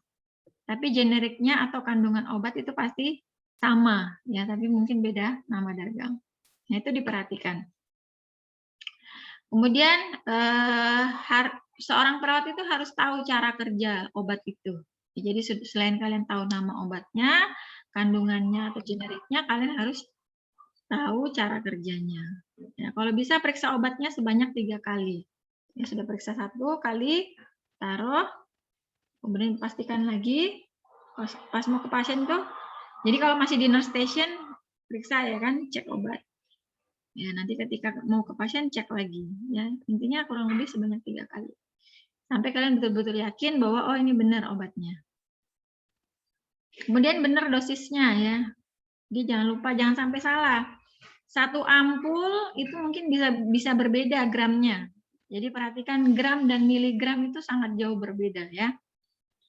1 gram berarti berapa? 100 miligram ya.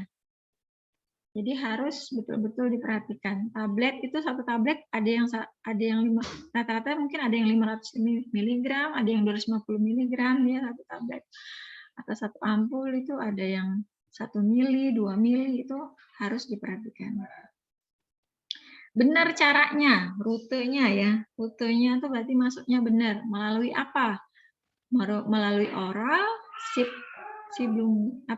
sublingual atau parenteral ya. Parenteral ini bisa IV, IM ya, intramuskular atau intravena ya, atau melalui rektal ya. Atau dia topikal berarti dioleskan di kulit ya. Atau dia inhalasi berarti dihirup oleh pasien ya. Kemudian benar waktunya. Sebelum makan, atau setelah makan, atau 1 jam sebelum makan. Karena ini pasti berbeda ini. Ya. Jadi ada beberapa obat itu harus diminum sebelum makan, setelah makan, atau 1 jam sebelum makan. Kalian harus perhatikan itu. Oke, selesai. Baik, itu dari Ibu. Silahkan kalau ada yang mau diskusikan. Ibu, izin bertanya, Ibu. Ya, silakan. Ini tentang ini, Bu, pertanyaan yang cemas itu tadi, Bu. Bagaimana dengan pasien yang melakukan tes kecemasan dengan salah-salah, Bu? Seperti beliau takut akan tindak lanjutan ketika ia terlalu cemas, jadi mengisinya menjawabnya tidak cemas, Bu. Bagaimana, Bu? Ya itu repotnya ya. Kalau pasiennya nggak jujur, ya kita tidak bisa membantu, ya kita tidak bisa membantu pasiennya. Jadi makanya kalau bisa, kalau memang kalian punya masalah, kemudian ingin memang betul dibantu, ya harus menyampaikan apa adanya ya, apa yang memang menjadi masalah kalian dan kalian ingin mendapatkan solusinya gitu, ingin dibantu. Kalau memang kalian tertutup, ya itu susahnya gitu, repot. Kita pun tidak bisa. Mungkin bisa minta bantuan keluarga ya, mungkin karena keluarga yang dekat, yang sehari-hari mungkin melihat, yang mengamati pasiennya, mungkin kita bisa minta bantuan untuk di keluarga dekat, mungkin orang tuanya ya, saudaranya atau adiknya ya, atau kakaknya seperti itu, atau teman dekatnya, mungkin teman curhatnya ya, yang dia percaya, itu bisa kita minta bantuan orang-orang sekitar ya. Gitu ya Nadila. Baik, Bu. Terima kasih, Bu. Ya, ada lagi yang lain? Topiknya banyak Saya- ini ya. Ya, Mau bertanya. silakan Isda. Saya, Bu.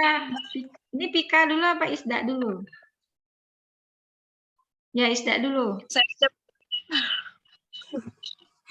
Ya, Isda, habis Isda Pika ya. Ya, silakan. Ya Bu, jadi gini Bu, ibu saya tuh kan Bu habis jatuh dari motor Bu, hari Kamis lalu. Lalu itu kakinya tuh ada lukanya gitu Bu, lecet gitu. Hari pertama masih biasa aja kayak darah-darah gitu, hari kedua itu kering. Lalu pas besoknya itu langsung basah gitu Bu dia. Basah, bengkak, terus terasa panas, nyeri. Nah, sampai sekarang tuh masih kayak gitu juga, Bu. Itu kenapa bisa kayak gitu ya, Bu? Padahal di hari kedua itu sudah kering gitu, Bu. Lukanya sebesar apa? Di lutut, di mana? Di lutut? Enggak, di bagian kaki. Ibu mau lihat, Kak, Bu? Di daerah mana? Di daerah kaki, Bu. Iya, maksudnya di Di betis.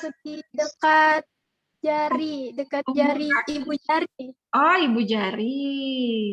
Jari gitu di Kemarin bagian. habis luka sudah kamu bersihkan? Sudah kamu bersihkan?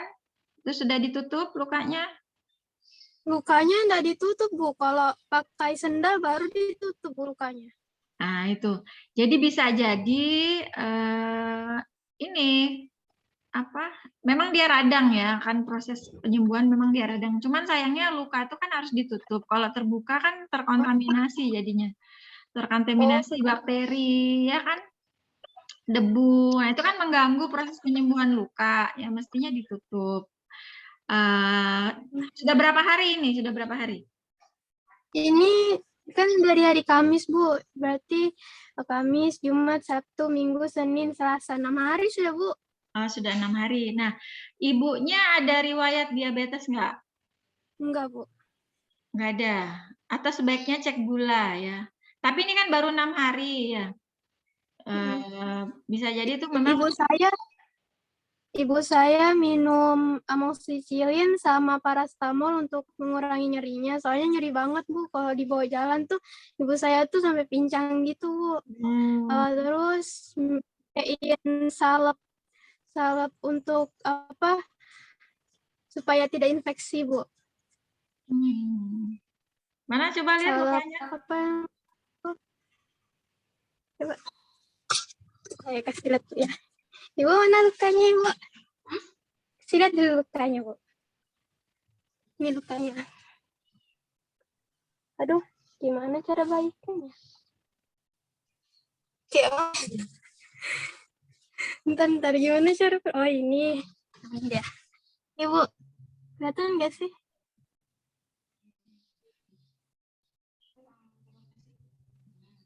Oh, di ini sampingnya. Nah ini ya Bu, tuh basah gitu Bu. Oh, itu. Cek gula kayaknya mungkin Ibu ya. Coba cek gula, cek GDS-nya. Dia kayak ada nanah-nanahnya gitu Ya, dia berarti tuh. dia infeksi. Berarti dia infeksi ya, karena lukanya kamu enggak tutup ya. Nah, jadi sekarang kamu mending bersihin lukanya. Saya bersihkan pakai NaCl Bu. Ya, bersihin pakai NaCl. Kemudian beli dressing yang untuk bisa menyerap eksudat ya. Mungkin ya kamu nanya aja nanti di apotek. Mungkin bisa foam gitu ya. Kamu tutup ya. Atau kamu beli itu apa tadi tuh yang saya kasih tunjuk. Beli Sufratul boleh. Wah, saya nyebut merek sih. Mana ya tadi ya.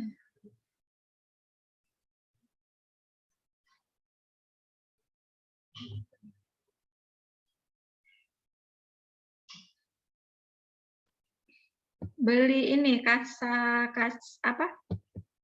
parafin kalau nggak salah ya. Iya benar kasa parafin ya. Kamu beli kasa parafin atau Sufratul ya sama. Ya jadi yang kayak jaring-jaring itu ya. Itu kan ada salep antibiotiknya juga itu. Saya ada di rumah kasa steril Bu. Bukan kasa steril, kasa parafin atau Sufratul. Dia kayak kasa, jaring-jaring tapi dia ada salepnya, salep antibiotiknya. Kamu tutup sama kasa steril tadi. Ya, tapi dibersihkan dulu, dicuci pakai NaCl, sudah bersih baru keringkan, baru kamu tutup ya pakai kasa parafin dulu atau Sufratul tadi. Ya, kasa yang jaring-jaring itu loh yang dia ada salepnya itu ya. Baru kamu tutup pakai kasa steril, nah baru kamu plester gitu ya. Di Hepavik boleh. Di Hepavik aja. Beli Hepavik ya. Kemudian Mbak ibunya suruh makan yang bergizi ya. Ya Bu. Makan protein yang tinggi ya, makan ikan, ayam, telur boleh. Gitu ya. Itu infeksi tuh, kamu harus segera rawat lukanya kalau enggak nanti tambah parah ya. Baik Bu. Terima Harus kasih Bu. ya, lukanya harus ditutup ya supaya enggak terkontaminasi. Apalagi kan dia letaknya di bawah ya. Rentan terhadap kuman, bakteri dan sebagainya. Gitu ya, Isda. Iya Bu, terima kasih banyak Bu. Ya, sama-sama. Semoga lekas sembuh ibunya. Oke, lanjut. Pika tadi. Kenapa Pika? Ibu, saya mau bertanya, Bu. Hmm. Kan dulu saya pernah ketumpahan air panas gitu, nah Bu, di bagian kaki. Tapi orang tua saya tuh kasihnya asam Jawa gitu, nah Bu. Itu enggak apa-apa kah, Bu? Terus keadaan lo kampung sekarang bagaimana? Enggak ada, Bu. Enggak ada bekas sama sekali. Terus sudah sembuh? Dulu enggak ada luka, Bu. Pas habis kena air panas tuh kan dikasih asam, enggak ada sama sekali lukanya. Kena apa? Air panas ya? Mestinya Iya, ya sebenarnya mestinya pakai air mengalir ya, air mengalir atau direndam atau dikompres dengan air dingin pakai kain gitu. Sampai jadi intinya memberikan sensasi dingin ya. Kemungkinan mungkin asam Jawa itu ada sensasi dinginnya ya, ada sensasi menyejukkan sehingga tidak bisa merelaksasikan lagi kulit di situ. Jadi tidak menjadi trauma lebih lanjut ya. Mungkin juga lukanya masih sebatas di derajat 1 ya, epidermis, jadi tidak terlalu parah. Makanya bisa. Kemudian kamu juga mungkin makan minumnya bagus ya, jadi cepat sembuhnya. Kayak gitu. Paling penting itu di nutrisi kalau terjadi luka ya. Luka itu cepat sembuh berkat dari tubuh kalian itu sendiri, tubuh pasien itu sendiri ya. Ya sudah, kalau nggak ada masalah ya bagus ya Pika ya. Tapi ya lain kali jangan diulangi pakai asam jawa ya. Kalau takutnya kalau dia tingkatnya kerusakannya sampai ke derajat 2 gitu ya kan nggak ngatasi juga ya. Kalau bisa sesuai dengan hasil penelitian gitu ya. Memang banyak sih, ada yang kasih odol lah, ada yang kasih apalah aneh-aneh. Bisa jadi asam jawa tadi mungkin bisa tuh diteliti, mungkin asam jawa kurang lebih seperti ini, lidah buaya, gel lidah buaya tadi ya, efek menyejukkan. Gitu ya, Pika? Baik, Bu. Terima kasih, Bu. Ya. Ada lagi yang lain yang mau didiskusikan? Ibu, saya izin bertanya, Bu. Ya. Silakan, Nadila. Bagaimana dengan pasien yang terkena siraman minyak panas, Bu? Seperti contohnya kakak saya kan 8 tahun yang lalu tuh tersiram minyak panas, Bu, sebagian dari kakinya, dari paha gitu, Bu, sampai ke betis. Itu gimana ya, Bu? Sampai sekarang tuh dia masih ngerasa nyeri gitu loh, Bu. Terus sudah dibawa ke dokter enggak? Maksudnya sudah dirawat enggak waktu itu? Waktu itu sudah, Bu, selama 3 bulan, Bu, dirawat, Bu. Terus? Tapi sampai sekarang tuh masih nyeri, Bu. Maksudnya kayak kulitnya yang paling atas tuh nyeri banget gitu loh, Bu. Kalau kena sinar matahari atau terkena celana jeans gitu, Bu. Iya, berarti kan lukanya dulu parah ya, mungkin sampai ke derajat 3 itu tadi ya. Jadi memang ada beberapa yang apa ya, fungsinya jadi intinya kurang maksimal. Kulit itu apa ya? Kulit itu lapisannya sudah ada yang beberapa yang hilang gitu. Jadi pertahanan barrier ya. Kalau kulit utuh itu kan ada epidermis, dermis ya. Berarti karena ada yang hilang, berarti ya itu tadi ketika sudah sembuh pun jadi tipis lapisannya. Jadi tadi kegesek dikit gampang nyeri ya. Kena matahari cepat tembusnya. Intinya bariernya ini mulai menipis gitu ya. Makanya masih merasakan nyeri ya, masih kena benda sedikit nyeri atau kena sinar ultraviolet, sinar matahari itu juga. Karena lapisannya tadi ya. Kulit itu kan barrier kita ya, pertahanan kita dari rangsangan dari luar, dunia luar. Jadi kalau sudah mengalami kerusakan ya itu tadi jadi menipis ya. Gitu ya, Nadila. Baik, Bu. Ya. Ada lagi yang lain?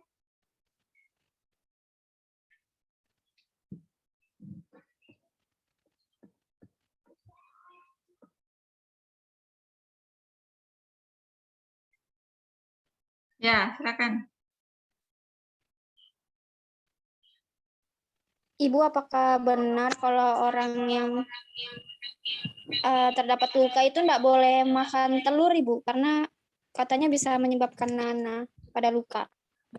Oke, Jihan. Oke, Jihan kamu udah semester 3 ya. Udah mahasiswa keperawatan, mahasiswa kesehatan. Jadi harus tahu ya, harus bisa memperbaiki mitos-mitos yang ada ya. Jadi bagus ya pertanyaannya. Jadi untuk semuanya, jadi kalau itu mitos ya, kalau makan telur lukanya tambah parah. Nah itu kasihan. Justru kalau kalian nggak makan telur, lukanya nggak sembuh-sembuh ya. Telur itu apa yang jahat? Telur itu bagus loh. Telur itu protein paling baik lah daripada kayak daging, ayam. Itu kan yang protein paling sederhana tuh yang tidak terlalu banyak mengambil risiko ya. Telur ya, apalagi telur ayam itu juga sudah paling bagus. Itu justru kayak orang habis ini operasi ya, misalnya kayak ibu habis melahirkan operasi sesar, itu malah hasil penelitiannya malah dianjurkan makan telur. Kalau bisa makan telur sehari itu 7-8 butir untuk mempercepat proses perbaikan lukanya ya. Jadi telur itu kandungannya protein. Nah, sel-sel jaringan tubuh untuk memperbaiki sel-sel baru, regenerasi sel itu dibutuhkan protein ya. Jadi gimana jawabnya?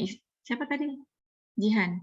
Kalau ada yang nanya protein itu justru memperburuk luka, ya harus bisa jawab ya.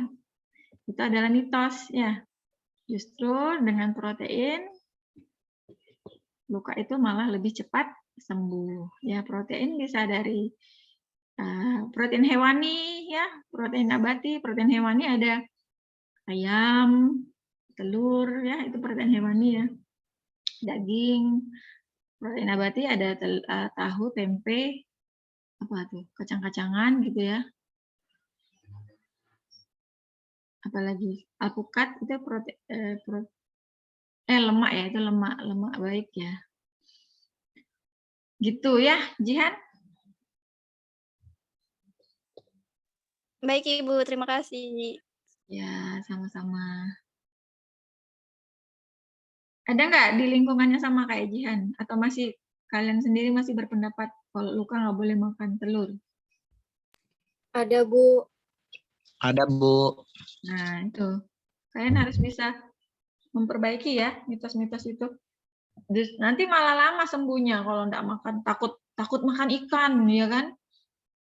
Ya, ikan itu juga protein hewani yang bagus ya, selain telur. Ada yang sampai takut nggak mau makan ikan, nggak mau makan telur. Akhirnya makan apa dong? Jadi kalau banyak orang luka terus banyak dilarang makan, justru nanti malah menghambat proses penyembuhan lukanya. Kalau dilarang-larang makan macam-macam, justru makan apa aja makan, ya boleh bebas makan apa aja. Ya, tapi jangan berlebihan, kayak makan manis berlebihan, nanti kan jadi diabetes ya. Makan minyak-minyak berlebihan, nanti kolesterol jadinya, ya. Gitu ya. Jadi sesuatu yang berlebihan itu juga tidak bagus, akan ada penyakit ya. Jadi yang seimbang aja ya. Oke, ada lagi yang lain yang mau ditanyakan, yang mau didiskusikan? Saya, Bu. Ibu. Ya, silakan Yolanda. Habis Yolanda, Arvika ya. Jadi gini, Bu, saya itu kalau tiap luka itu, Bu, mau itu kena setrikaan atau luka digigit serangga gitu, Bu, pasti lukanya itu 2 hari setelah luka itu pasti langsung ada bentol berair, Bu. Nah, setiap kalau udah berair gitu, Bu, mau dipecahin atau nggak dipecahin, 4 hari setelah itu, Bu, pasti dia langsung bernanah gitu, Bu. Dan itu selalu, Bu, setiap luka pasti kayak gitu, Bu. Itu kenapa ya, Bu? Oke, baik. Terima kasih Yolanda pertanyaannya. Ibu balik tanya ya ke kamu. Lukanya kamu jaga nggak kebersihannya? Jaga, Bu. Jaga, Bu. Itu mulai dari saya kecil, Bu, udah kayak gitu. Dengan apa kamu menjaganya? Ini kan luka terbuka nih. Kamu biarin terbuka aja. Enggak, Bu. Kalau misalkan waktu saya itu dari kelas 1 SD, Bu. Itu biasanya kadang dibungkus, Bu, pakai dibikin perban, Bu. Terkadang dibuka juga, Bu, gitu, Bu. Udah berbagai cara lah, Bu, tapi pasti selalu kayak gitu, Bu, sampai sekarang, Bu. Kalau dia sampai bernanah, kalau faktor eksternal berarti kebersihannya kurang dijaga sampai ada kuman bakteri masuk sehingga menimbulkan dari proses radang tadi bisa sampai ke proses infeksi, ya kan? Karena higienisnya kurang, ya kebersihannya. Jadi luka itu kan sebenarnya harus dijaga kebersihannya, kesterilannya kalau mau mempercepat penyembuhan luka. Atau bisa jadi faktor kedua, kenapa bisa timbul ninah? Faktor dari intern ya dari dalam tubuhmu sendiri mungkin ada bakat proses untuk penyembuhan luka, proses inflamasinya sampai ke timbul nanah ya, kemudian baru sembuh ya, ada tapi sembuh ya? Sembuh, Bu. Ujung-ujungnya sembuh kan? Nah, ya mungkin proses penyembuhan lukamu memang seperti itu. Mungkin ada faktor genetiknya atau apa, jadi belum bisa terjawab secara pasti sih. Tapi baiknya sih memang sembuh ya, kabar baiknya tuh sembuh. Jadi mungkin prosesnya memang seperti itu, karena kamu bilang sudah berkali-kali memang seperti itu, luka apapun, mau kena setrika, mau kena gigit serangga, mesti gitu ya prosesnya. Bisa jadi mungkin memang faktor penyembuhan lukamu tuh untuk proses inflamasinya tuh harus sampai di ada pesnya dulu gitu, baru sembuh gitu. Proses untuk peradangannya kan luka itu kan ada proses inflamasi. tahap-tahap proses penyembuhan luka itu kan ada proses inflamasi dulu, baru proliferasi, baru maturasi, ya. Gitu ya, Yolanda? Baik, Bu. Arvika, silakan. Ibu, saya mau tanya, kan ada pasien diabetes, terus dia tuh kayak kena jatuh atau kena siram air panas, itu biasanya Bu susah betul kayak sembuhnya Bu. Terus kalau misalnya lumayan sembuh itu pun kayak nyisakan bekas yang kelihatan betul kalau misalnya dia tuh pasien diabetes. Ulangi. Oh, pasien diabetes. Kemudian susah Iya, Bu. sembuhnya, susah sembuhnya. Iya. Dia kayak masih ninggalkan bekas gitu Bu, kayak warna ungu atau warna merah gitu, kayak susah betul dihilangin. Bahkan kalau misalnya sudah parah itu kadang diamputasi. Itu kenapa ya Bu? Nah, tadi ya sesuai dengan apa yang Ibu sampaikan ya untuk prinsip proses penyembuhan luka kronik tadi kan sudah Ibu sampaikan ya. Jadi sambil kita merawat lukanya, dasar lukanya juga harus disembuhkan. Ya, jadi luka dia khususnya luka pasien diabetes itu nggak akan mungkin sembuh kalau gula darahnya masih tinggi. Ya, kalau penyakitnya masih ada, insulinnya masih rendah gitu ya. Jadi tidak akan bisa sembuh ya, karena kan proses penyembuhan luka kan perlu vaskularisasi yang bagus, yang baik ya. Nah, sedangkan vaskularisasi pasien diabetes kan kalau gula tinggi kan tidak bisa ya, jadi tidak bisa menghantarkan nutrisi, oksigen dengan baik ke luka. Ya, makanya lukanya nggak sembuh-sembuh. Gitu ya, Arvika ya. Makanya jadi harus pasien diabetes itu sambil dirawat lukanya juga dasar penyakitnya juga harus disembuhkan. Pasiennya harus mengurangi makan makanan yang manis ya, harus terapi insulin ya, harus melakukan memperbaiki gaya hidup lah ya, harus olahraga juga ya. Ada kan senam diabetes dan segala macam, jadi harus memperbaiki gula darahnya dulu, baru proses penyembuhan lukanya bisa berlangsung dengan baik.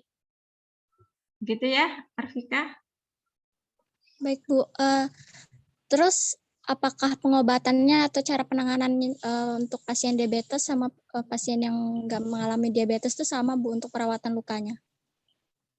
Kalau dia sama-sama luka kronik sama. Jadi kalau dia memang luka kronik sama. Jadi dia harus diberi demen dulu. Jadi dihilangkan dulu benda-benda asing yang mengganggu proses penyembuhan luka itu harus diangkat dulu ya, harus sampai kelihatan dasar lukanya dulu ya, wound bed-nya tuh harus kelihatan dulu, baru bisa dimulai proses penyembuhan lukanya ya. Kemudian pakai dressing yang tepat, yang sesuai dengan lukanya, seperti itu ya. Pada prinsipnya sama, kalau perawatan luka kronik sama, harus diberi deman, harus di dressing gitu ya, dressing yang tepat ya. Kemudian ya dibalut dijaga lukanya, intinya nutrisinya juga harus dijaga juga, asupan nutrisinya harus bagus ya. Bedanya tuh ya di penyembuhan ini dasar lukanya ya, jadi di penyakitnya gitu ya. Baik Bu, terima kasih Bu. Ya, sama-sama. Ada lagi yang mau didiskusikan? Ibu, saya mau bertanya, Bu. Ada orang yang digigit nyamuk atau jatuh gitu, bekas lukanya itu jadi menghitam, terus dia lama gitu nah hilangnya Bu. Kalau kata orang sih, kalau yang bekasnya lama hilang itu katanya sih kayak darah manis gitu Bu, banyak digigit nyamuk, bekasnya itu nggak hilang-hilang. Emang benar kah Bu darah manis itu ada gitu Bu? Darah manis. Oke, baik. Jadi ini ya Isda, kalau ada luka, kemudian lukanya tuh warna hitam, berarti lukanya itu sudah mati. Maksudnya ada sel darah, ada jaringan mati. ya, namanya nekrotik tisu. Jadi nekrotik tisu tadi, jaringan mati tadi itu harus diangkat, ya harus dihilangkan, baru bisa kita mulai proses penyembuhan lukanya. Sepanjang masih ada hitam-hitam itu tadi, nekrotik tisunya, maka tidak bisa, luka itu tidak bisa sembuh. Luka itu tidak bisa memulai proses penyembuhannya, ya, karena masih diganggu dengan benda asing tadi. Ya, jadi dia sudah jadi benda asing ya, dia jaringan mati, jadi harus diangkat, harus dikeluarkan. Begitu ya, Margareta, siapa? Isda.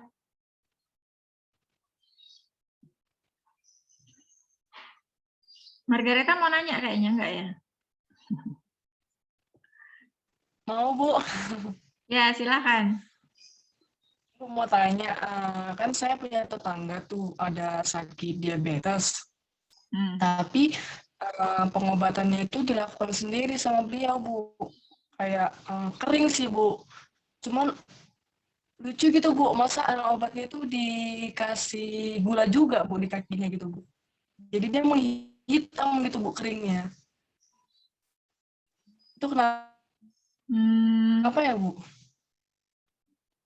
Oh gitu. Wah, ini saya juga baru dengar nih dari Margareta ya. Jadi ada pasien diabetes, luka, terus dia rawat sendiri, dia kasih gula juga gitu ya. Sebenarnya sih perawatan luka itu dengan madu itu juga banyak. Jadi banyak hasil penelitian itu perawatan luka kronik dengan madu itu juga sembuh ada. Ya, jadi madu itu juga kan banyak. Jadi kayak dressing juga kan, madu itu juga banyak kandungan yang baik ya. Tapi kalau untuk gula saya kurang tahu ya gula. Gula itu kan isinya glukosa ya kan. Saya belum baca. Nanti kita baca kalau ada hasil penelitiannya ya. Jadi saya belum bisa jawab tuh kayaknya Margareta. Tapi itu unik ya, unik pengalaman ya jadinya, benar unik sekali bahwa pasien diabetes. Kalau madu saya tahu ada. Jangan-jangan mungkin madu kali Margareta, bukan gula. Kalau madu ada banyak hasil penelitian. Ya, madu tuh berhasil juga untuk luka kronik dirawat dengan madu. Itu bisa sembuh juga. Tapi kan ibunya juga harus ini memperbaiki ini dulu. Gula darahnya tuh harus turun juga ya. Terus harus terapi insulin juga gitu kan. Gaya hidup juga diperbaiki. Nah, itu baru bisa sembuh juga lukanya. Ya.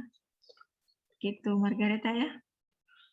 Memang agak rumit sih kalau luka-luka kronik dengan ada penyakitnya itu ya. Jadi harus dasar penyakitnya itu harus disembuhkan dulu baru lukanya bisa ikut sembuh ya. Kalau dasar penyakitnya masih ada, lukanya tuh pasti sulit untuk sembuh. Gitu ya Margareta ya. Iya, Bu. Ya. Oke, ada lagi yang lain?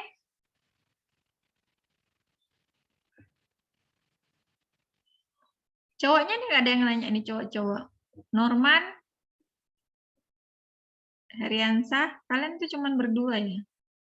Bayu Saputra, ada yang namanya Bayu Saputra di kelas kalian?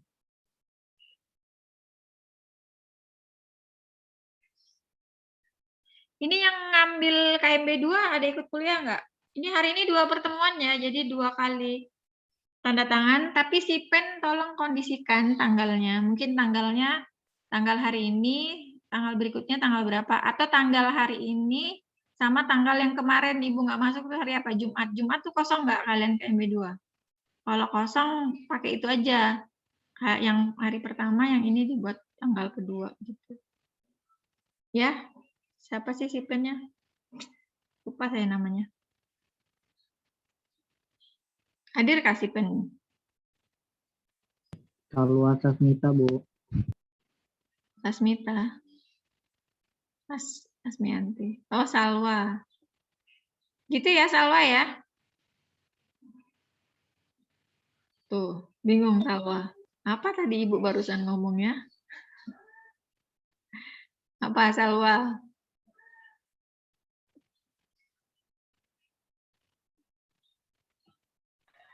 Suaranya itu putus-putus. Oh, suaranya putus-putus. Absennya dibuat 2 kali ya. Hari ini 2 pertemuan.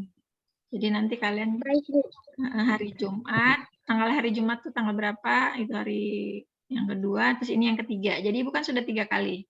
Kan Ibu 3 kali aja masuk ya? Iya Ibu, 3 kali. Nah, jadi pertama kali sudah, yang hari Jumat kedua, yang hari ini ketiga gitu. Coba gitu aja. Gitu, kalau tidak ada lagi, kita akhiri ya kuliah hari ini. Baik, Bu. Baik, Bu. Baik, alhamdulillah. Baik, sudah tidak ada pertanyaan, tidak ada yang didiskusikan, Ibu akhiri pertemuan kita pada pagi ini. Semoga kalian tetap sehat semuanya ya. Biar di rumah tapi tetap belajar mandiri ya. Harus semangat belajar, jaga kesehatan. Jangan terlalu banyak main ya. Jangan terlalu banyak nonton TikTok, nonton Instagram, nonton Facebook, nonton status orang, apalagi. Yang dibuka adalah pelajaran-pelajaran yang sudah kalian lalui ya, atau yang akan kalian lalui gitu ya. Memotivasi diri ya untuk lebih baik dari hari kemarin.